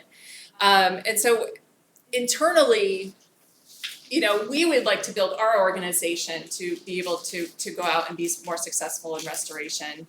But at the same time, there was this acknowledgement that up and down the entire watershed is that we're all going after these different restoration funding opportunities. And we don't always know what everyone's doing. And so we kind of thought a good starting point would be to first look at up and down the system, what is everyone doing and what are their priorities going forward? Another piece of this that I'm forgetting to say is that it was right around the same time that the America the Beautiful Challenge came out. And it was so interesting looking at that request for proposals because there were so many different organizations, the Sentinel landscapes for one. And I was like, well, we're part of a Sentinel landscape. Like, why don't we partner with Kent and his group and go after some funding? But we didn't really have that strong connection. Other funding was through, in partnership with the National Forests. I'm forgetting all the different groups. Some funding focused on workforce development, and so obviously here at the Reserve we have a great connection with the Conservation Corps of the Forgotten Coast. But it was obvious to me that there were just so many opportunities out there that we were missing simply because we didn't have a close connection or regular communication with different groups. So we decided to come up with this project to increase coordination and collaboration up and down the watershed.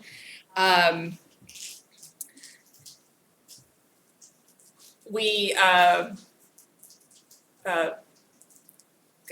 ended up writing a proposal and having the Balmoral Group win as their contractor to collate all of the restoration planning efforts up and down the system. That's all we're going to speak to today. There's much more to the project, which includes looking at all of the research that has been done in the watershed and trying to pull that together into a single database. One of the other outcomes is to look at how do we put this all together and make it meaningful and make it accessible and continue to build these partnerships and support the groups that are already working within the system. And so we call it either the Watershed Coordination Blueprint or the Apalachicola Regional Restoration Coordination Effort through Balmoral. And so today what we're looking for is all those little missing pieces that we didn't hear about this morning. We want to hear from you guys. So I'm going to let Lila and Dan talk through the first steps of the project. And then we're gonna have you guys split out into different groups and try to gather some information from you. So take it away. Thanks, Jenna. So good morning, everybody. My name is Lila Richevskis. I'm with the Balmoral Group. As Jenna said, we are starting out this exciting research. I'm very happy to be here with you all today to kind of introduce it and hear from you. So this is going to be a very interactive hour. We hope to keep you engaged. And gather some information from the whole group. And you're going to hear a few questions that you heard already during the panel preceding this, but I think that was a great segue into what we're going to talk about and get some feedback from the broader group. So this is just a little overview of our session. We're going to mostly spend the time in group discussion questions. We have a little online Kahoot survey that we'll do, and then do a little wrap up. You all have seen this map already many times. This is the study area of our project, defined as the Apalachicola River watershed and adjacent areas. Does not mean that we are not going to go outside of this potentially for interested parties and entities that might be part of collaborations, but this is the focus of our research currently. As Jenna mentioned, there's a lot of different pieces of this project. It is a 3-year effort that we are just getting underway. We started a few months ago. And we are currently in year 1, obviously. Throughout the project, there will be workshops with interested parties. There will be surveys, potentially interviews that we'll be doing with you and others involved in all of these efforts. So you will most likely be hearing from us again multiple times, but these are kind of the big milestones during years 1, 2, and 3 of the project. I'll give you a quick update on where we are with year 1. Next year, we'll be continuing to identify funding opportunities. Today's the first start of that effort, facilitating work groups and development of actual proposals to help tie these collaborative efforts together. Synthesizing trends, as Jenna mentioned, a big part of this is reviewing research and identifying those important research gaps and needs. And like I said, continuing to facilitate workshops. In the 3rd year, we'll be delivering more detailed summary of all of this at the next, actually in 2 years from now, at the ANERR's annual symposium in 2025. Another thing that we will be doing is updating the site profile and hopefully providing kind of a centralized repository for a lot of this information that we'll be gathering in the project. And then lastly, this vision, this strategic plan for how this can keep moving forward. This is not an effort that's intended to just stop at year 3. We want to keep the interested parties engaged to successfully continue to go after these opportunities for collaboration into the future. So thus far, after a few months of working on this in earnest, we've done 2 kind of main activities. Just part of this is identifying the interested parties, another term for stakeholders that are engaged in the watershed. So far, we've identified over 190 interested parties. We've gone through these in great detail with the ANERR staff to ensure that we're identifying the proper groups and entities. The majority are nonprofits, state, federal, and local government entities. We are also including tribal nations, universities, private industry, and many, many others. This is an effort that's going to continue, but part of our goal is to create this inventory of who are the interested parties. The next big part of our work is identifying and reviewing the management and restoration plans that are out there currently that have been done or are currently in progress. So we've currently identified, it doesn't say it on here, but I think we've captured about 70 plans. That doesn't include all the research articles and other types of documentation that we have also gathered just in terms of like Other entities might have a strategic plan or an annual plan or a data dashboard. We're gathering all that kind of information that we think would be useful to collaboration efforts in the watershed. So that's where we are. We're still searching for additional management plans for about a fourth of the interested parties we've identified so far. Some of you may be among interested parties that we're going to be reaching out to contact individually, so you might be hearing from us on that front as well. And then one last thing to note on this, and we'll bring this up when we talk about next steps, is that we will be summarizing what we have learned from the management plans and bringing that back to the entities that wrote them for your review so that we ensure that we're reporting the summarization correctly. So without further ado, this is the start of our interactive part. So we are going to ask you, in a moment, we're going to pull up a Kahoot survey screen that'll have either a QR code or a pin for you to, Dan, you want to take over controls here? Dan's going to run the Kahoot survey for us. So if you can please try to access Kahoot. If it doesn't work for you, fear not. We have handouts for the survey questions. Even if your technology doesn't work, we want to be able to capture your responses. So we're going to have, if Anita or anyone else can help hand out, we've got survey question printouts that have different colored sticky dots on them. Ignore the sticky dots for now. Do you want us to hand out all of them? Please, yeah, just hand them out randomly to everybody in the room. So yeah, just kahoot.it and then put in those numbers 96127. You can scan the QR code.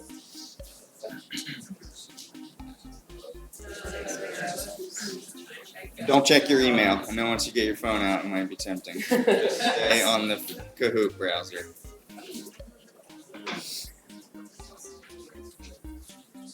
So yeah, we're gonna run through a few questions. It doesn't matter how quickly you answer. If you've ever done a Kahoot before, there's like scoring based on how fast your response is, but just take your time and answer at your leisure. What's the nickname? Yeah, everyone should have Whatever your name is. So you can just put in your name. Just put in your name, or like you can make up a name if you want to be anonymous. So we got 27 people joined.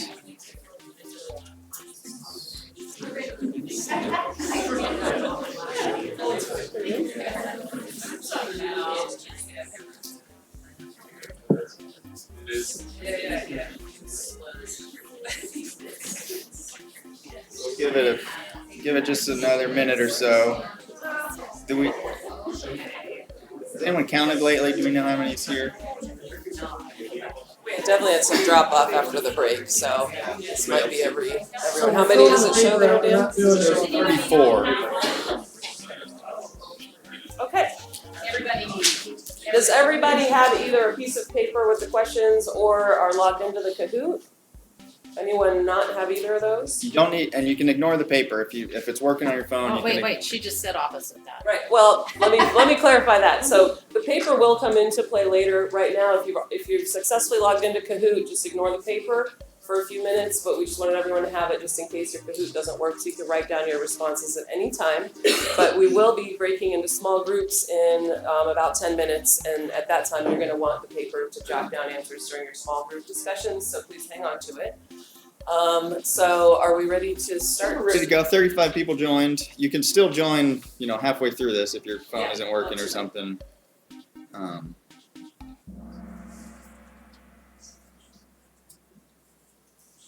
So our first question is going to be an open-ended question. Just answer it to the best of your ability, as high level as you'd like it to be. You need to click next there. To just tell us about, in the last 10 years, what was a particularly impactful collaborative restoration effort you've been part of? So just choose one example that you feel was high impact. If you've not been part of anything, that's fine. You can either just not answer or say you've not been part of one. But if you have been, just choose the most impactful one and tell us in just a few words what that collaboration was. So you've got 2 minutes to answer. It's open-ended.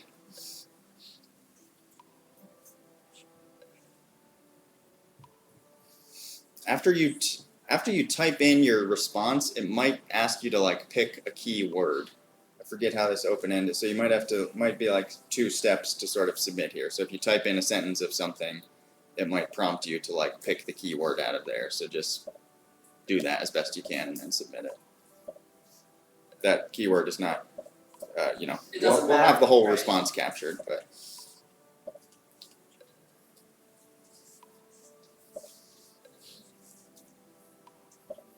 So about another minute. We got about half of the folks answered so far.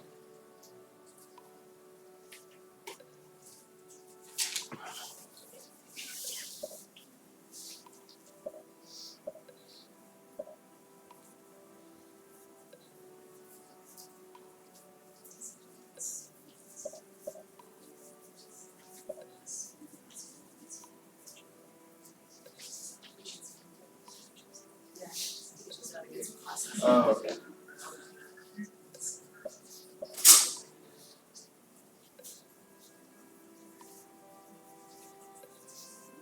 We can move on and they can still answer as we Okay. continue. So you can still enter your answers. We're gonna just go ahead and pull up the ones that are submitted so far, just to have a look to see what kind of things everyone has told us. So some people haven't participated. There's some oyster monitoring, upland restoration. And some of you have already jumped ahead, which is great, to indicate who some of the collaborating partners were. That's actually a little preview of our next question. Another oyster restoration example, some prescribed fire activities we've heard a lot about in the past day and a half. Dan, I don't know if are you able to scroll down? Oh. It looks like there might be some further down below. So we've got quite a few examples in the room of people who've been participating in some restoration efforts. This is also to help you all kind of get to know who else is in the room and what kind of experiences you all have collectively had. So maybe we can go on to the next question. Was there a question? Oh, sorry. Okay, I'm hearing things.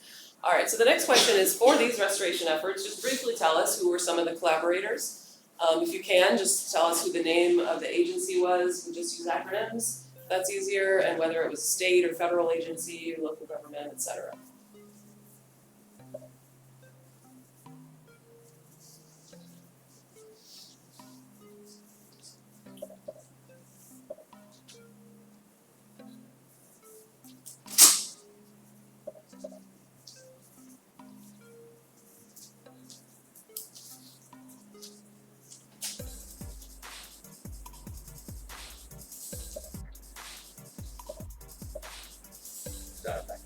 Background here.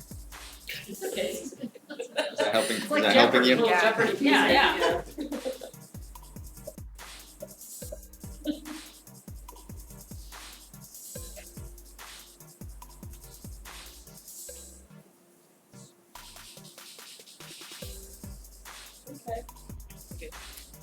Okay, we got about half the folks answer. We'll go to the next. See what these answers look like. Oh. You can keep submitting your answers as we do this. So just glancing across, looks like lots of state agencies, obviously, not surprising. DEP, NIFWIF, as we've heard a lot about, U.S. Forest Service, FSU, we see some universities. We've heard a lot about state agency, university partnerships the past day, Nature Conservancy, Franklin County, Tall Timbers, so a big mixture of different types of entities engaged in these partnerships, so that's great. So the next question is a multiple choice. You can choose as many of these answers as you like. For the restoration effort that you've chosen, that was the high impact restoration you've been part of, tell us a little bit more about the purpose of that collaborative effort. Was it for land management or restoration? Was it funding related? Was it research or monitoring related? Was it related to the development of resources, policy, or infrastructure?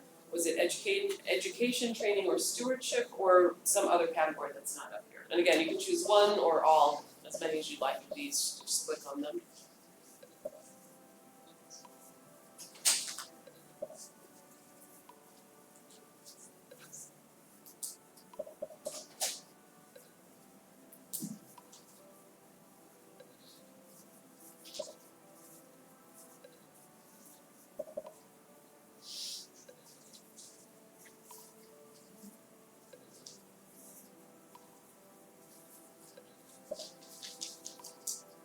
Can there be more than one answer? Yeah, you can answer. Oh, Absolutely, okay. yeah, Answer yeah, more you than can choose one. as many as you want. Okay. Yep.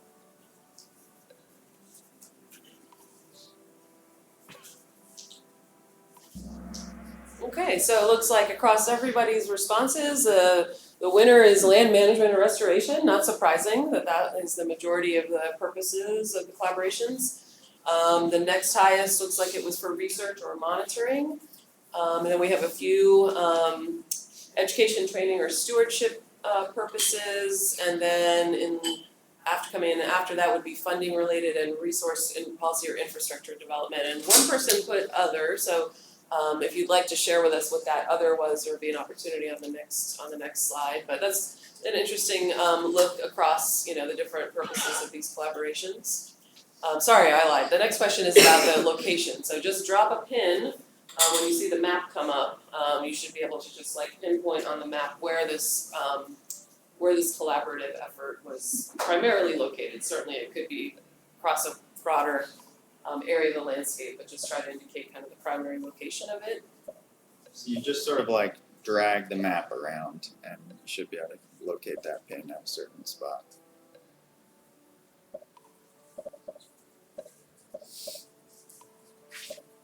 You just hit the blue dot and you're supposed to mark it. There's a submit button down below the. Yeah, hit the dot and then click submit. Mine is underneath that zoomed out map on the right. You want me to just get it as close as possible? Sorry, yeah, if it's not. Actually, yeah, you can put it on the zoomed out map on the right.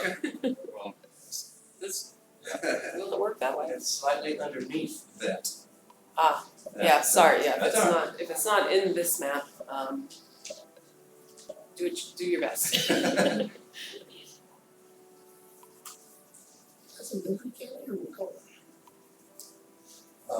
Leon County, the new project, as a matter of fact, just, Yeah, we don't have just to- south of Tallahassee, they're on that part of the national forest that's right underneath Tallahassee. Yeah, oh, It's the okay. northeasternmost part of the forest. I know exactly where that is. Okay, well, interesting. So a lot clustered down here in the region where we currently are. I'm sure if we zoomed in there, it would be interesting to see kind of how those locations vary. And then we got a straight line going up the watershed and a couple outliers here and there. So that's very interesting to see where all these efforts have been taking place.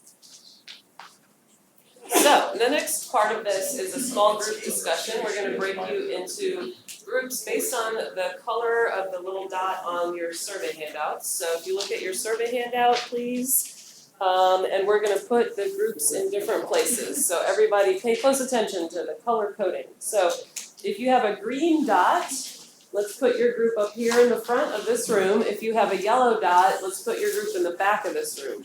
Now the other three groups are going to go outside. Okay, so if you have a pink dot, you'll be in the Discovery Center. Does everybody know where that is? It's in the Nature Center. Follow Anita. If you have a red dot, you can be in the area out here with the rocking chairs, just out here on the breezeway. And then lastly, if you have an orange dot, there is an outdoor classroom, and I can lead you all downstairs, so follow me if you have an orange dot. So, what the instructions are to discuss, if Dan, you could move please to the next one, and they are on your papers as well. But there are three questions we'd like you to talk about, and you heard these discussed in the panel discussion right before this. Spend about 5 minutes per question in your small groups. There's not gonna be any reporting out, you don't have to worry about that. We will come back and do the Kahoot questions for these as well when we come back as a full group. So make note, if you wanna just jot down some of the things that you thought of to answer these as you're discussing them. But just as a group, just kind of chat about these things. How do you feel about what are the factors that most influence successful collaborations in the watershed? What are the most effective modes of communication? We heard some great examples of those earlier, but from your perspective, what's the best way to communicate when participating in collaborations? And then lastly, what have been some of the biggest challenges for your organization with collaborations? If you've not been part of a collaboration, please just answer these to the best of your ability to what you think, if you were gonna join a collaborative effort, what do you think these influential factors and communication modes and challenges would be? Okay, does anyone have any questions?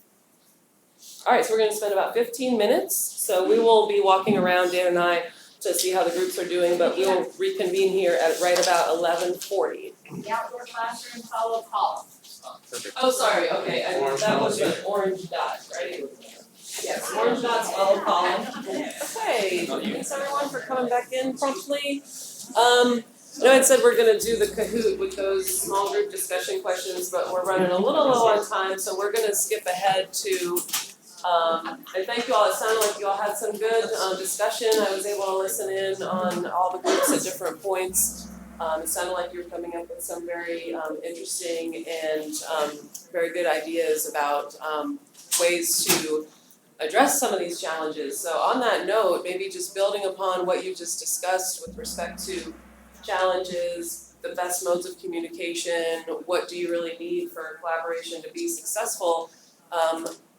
Let's go to the next question, which is kind of a wrap-up, catch-all question about like what are some of the most important lessons learned from collaborations in the watershed? And this is not for Kahoot, this is just for you all to kind of tell us what you think and just have a brief discussion as a large group. What do you think? Or feel free to mention some of the things that you talked about in your small groups regarding lessons learned in terms of communication, what works best. I heard a lot of people talk about the importance and the value of in-person. I think that was echoed from the panel, but also the need because everyone's so busy. You're multitasking, you're juggling so many different things that you can't always be in person. So what's the next best thing? You know, what works best? You can't be in person all the time. Is email the best? Is phone calls the best? Is a web forum something that's helpful? So does anyone have any thoughts on that or just generally lessons learned? Say it or type it. Say it, yeah, we're not doing the Kahoot. Oh, I'm sorry, we are doing the Kahoot. I apologize. No, it's okay. If I can't, be in person with all of our collaborators, I zip them personal texts with humor and personal stuff in it, right? I'm always Personal touch, myself, yeah. right out on my sleeve. I'm not some stuffy guy who's difficult, and all that. That's a great I just point. like to be a personal, jokey, real person, but get the work done and create real relationships. And That's a great point. anybody can come up to me and say whatever the hell you want to. That was good. And I apologize, you can enter your answers there if you'd like to. Also, you can feel free to share them with the group. Was there a hand over here somewhere? Chris? On the sort of flip side, you can do both, sort of really formally documenting what was said and decided, and, Good point. sharing that out, whether it's whatever the platform is, email or shared website or whatever, so that everybody that could make the meeting knows what happened. Yes, very To good some point. extent why, so however deep you want to go with that. I heard that in another group too, the follow-up, that you're not just ending there, that you're gonna keep people engaged to know what's gonna happen next, what they missed if they weren't there. Was there a hand over here? Jenna, was it? Yeah, I was gonna let defer if anyone else has any. Anyone else? Oh, yes, go I think ahead. having like a meeting space is very important. Oh, yeah. And the ANERR has provided our project site meeting space. Mhm. And that's been big, Yes. especially in a region to have a space you can utilize with the AV. That's a really good point. That sounds like a simple thing, but having a place to gather with the right equipment, technology and everything is really important, so, yeah. Along those lines, one of the things I heard in one of the groups I was in was about going to meet people like where they live and work, and I was curious if there was a particular instance of that someone could share where you met people out on the water or out on their land where they're working. Does that help often, or are there ways to make that easier to do? Yeah. All our work is in swamps. Yeah. And so, if you ever want to understand the swamp, you go out with the folks that live out there and, get in a john boat with them and jump logs, and go through and, hear their stories and talk about how it looked or how it was. It's has a huge effect on just the community interaction with those folks and your credibility when you go back out there and how you're starting to relate to them, you know. And last time Dan and I were out there, you know, one of the guys pulled us over, you know, on the side and said, this is what you're not doing and this is what you're gonna need to do, and if you don't do this, the project's not gonna go. You know, and those guys have a lot of control up in the hinterlands of how things happen, so you have to recognize that. That's an excellent point in terms of getting people engaged. And before we move on, I just want to put the seed in people's brains. Think about this as we hear the next comment. What were some of the major pitfalls, or what didn't work so well? We've been talking about like what are the things you need for success, but think about in your experiences, where did you experience any major setbacks? And go ahead, please.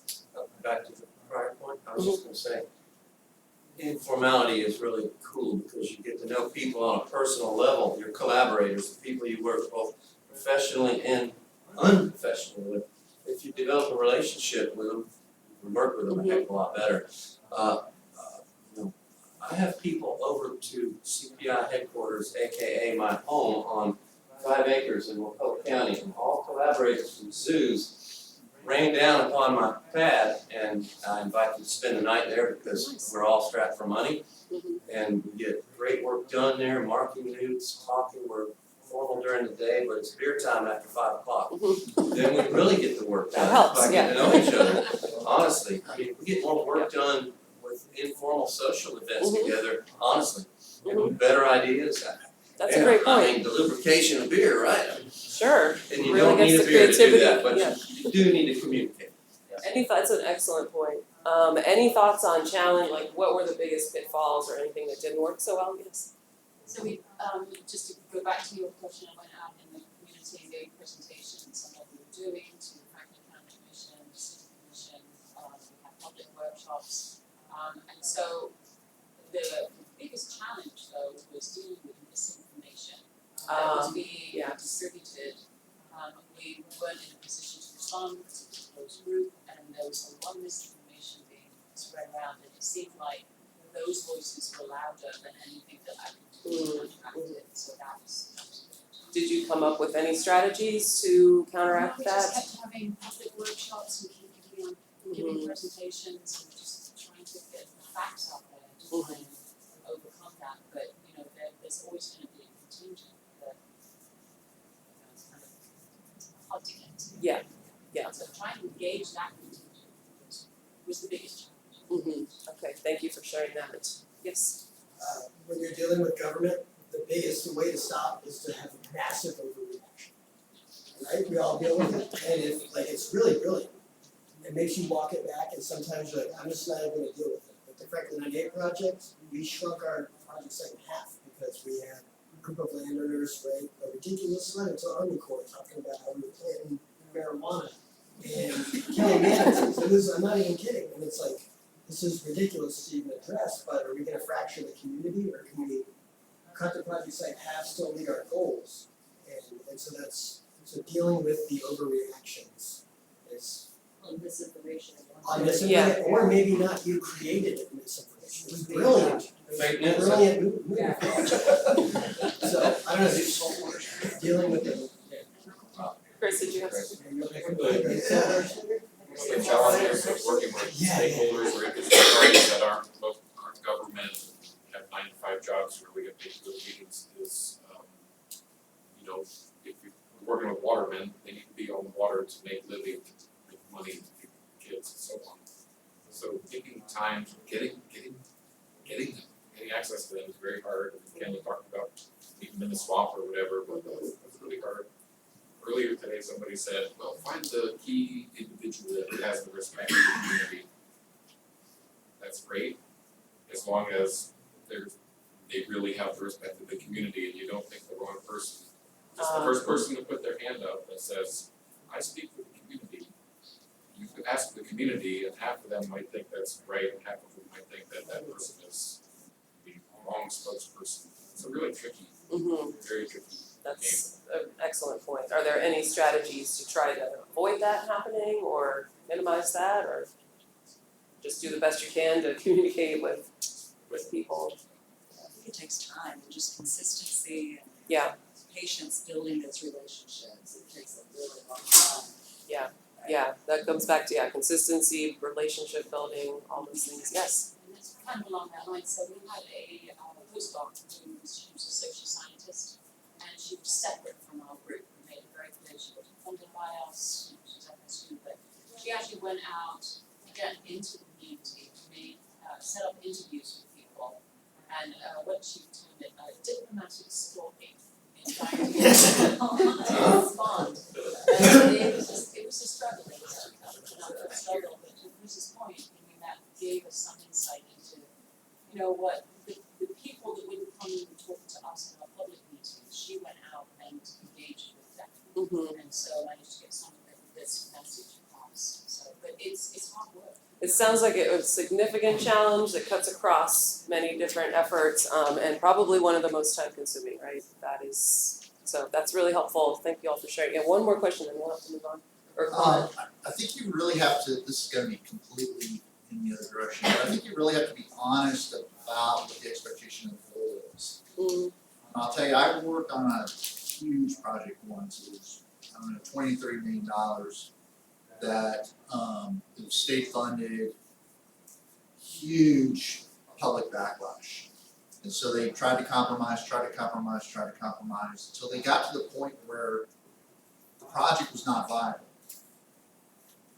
But they wouldn't pull out because they thought that they had expended so much political capital that they had to do something, even though the spending of $20 million would have ended up being a totally worthless exercise. And so at some point you have to recognize that, maybe you say, okay, I'm done. You walk away from it and you'll be surprised how often the people that really want that project will start to bring it back up and maybe even deal with the public that was probably adverse against it, kind of telling the stories like Evan was talking about that were totally misinformation. Yeah. But sometimes you gotta back away. Back away and then come back. And let's see if it Lessons learned. Let's see if it comes back. But to spend money just because you got the car doesn't. Right. You have to have that honesty. Yeah.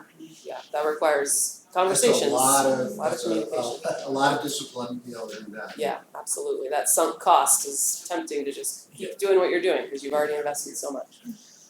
We are, I think, running pretty short on time. So Dan, what do you think? We could take a look quickly at the answers that were submitted, and then we have two more very quick questions for you all. This is great. I think we've touched on a lot of these. Communication, sharing information is really critical. So thank you all for sharing those lessons learned. So we want to ask you, again, this was asked of the panel, but this is a multiple choice for you. What tools or support could a watershed level program provide your group to increase success? And this is, again, choose as many of the responses as you would like. So please enter your answers when you're ready.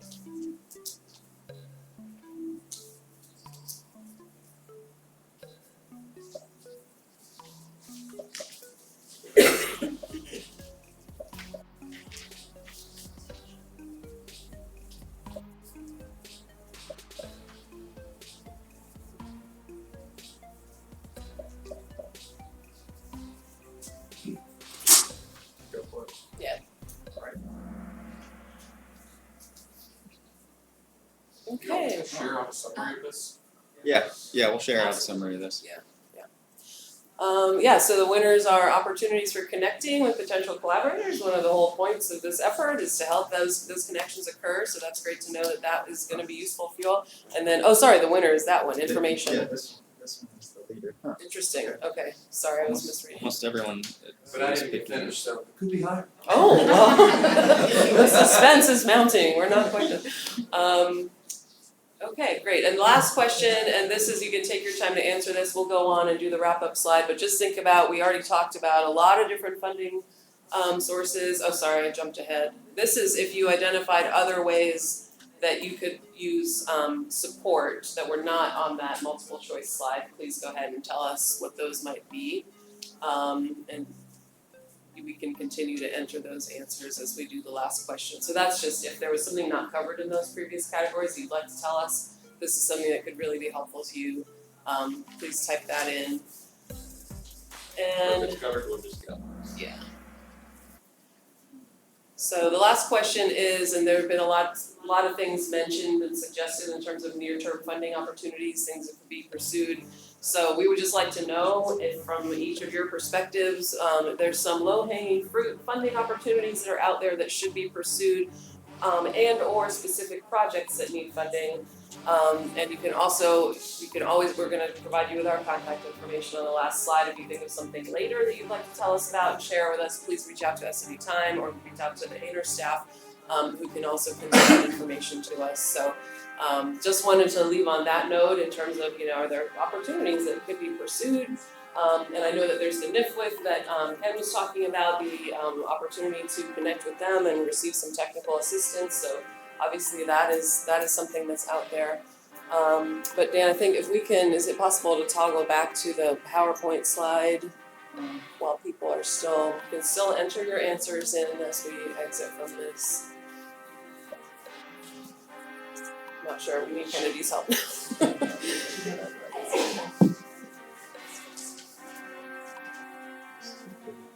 So we're just at noon, so we don't want to keep you late. Sorry, we're wrapping up just a minute or two late. But we just wanted to end up with kind of a synthesis of the discussion that we had during this past hour. It's been very quick, but very interesting information that you all shared, and it echoed so much of what was discussed on the panel right before this.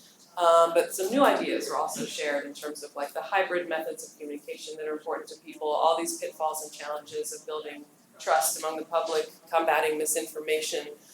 So we will be summarizing all of what we learned from this workshop. Our next steps will be, as I mentioned before, we're compiling a summary of the management plans that we're reviewing, and we will be sharing that back to the entities of those plans to make sure that we capture everything accurately. We will be conducting, this year at least, there will be 2 more workshops, spring and summer-ish, with interested parties in the watershed. So stay tuned on that. But please, in the interim, let us know if you think of someone else who needs to be included in these efforts, who we haven't talked about or hasn't been mentioned during this symposium. If there are other existing or upcoming events, we've learned about a lot of things that I've been making lots of notes about that we might want to participate in or at least get involved in or get on newsletters and listservs and things like that. But if you know of anything that we feel could be helpful to this advancing this effort, please feel free to reach out. And these are our email addresses for myself and for Dan. Please feel free to jot those down. I have business cards I could give to anybody if you would like, but feel free to reach out to us anytime if you have anything additional. Dan, anything I forgot? No, I'm just that, we've seen like some world-class collaboration from, these folks on the panel. So there's already just like an awesome level of collaboration happening, and we just want to like see that momentum just to continue to grow. So yeah, thanks. Yeah, thank you all for your participation. We look forward to continuing with you. Thank you guys so much. All right, before you guys run out of the room, please fill out the worksheet if you didn't get to enter your responses in Kahoot, and leave your worksheet behind so we can share it with the group. There were so many wonderful ideas that came up during the discussion. The second piece of that is, if okay with everybody in the room, we're going to share the registrant list for the symposium with the Balmoral Group to also reach out and follow up on some of these questions, suggestions, and also so you will all hear about the next workshop that's going to be planned in the next few months. And then we probably did not record this last session too well, but again, the earlier session was recorded, and that will be available to all of the registrants. We'll send that out as soon as it's cleaned up and they get rid of all my jabbering. I'm kidding. And so anyways, I'd like to wrap up and say thank you for everybody that participated today. Appreciate so much your input and just your spirit of collaboration and sharing, and it's your time and your intellectual contributions very much. And we actually have a lot of leftover lunch sandwiches and salads and things from yesterday. So that should be out in the hallway. If please feel free to grab something for the road as you guys head out. So thank you again, and oh, Anita. Oh, if you would like to recycle your name tag, how about we just leave it up here on the counter. So thanks again, everyone.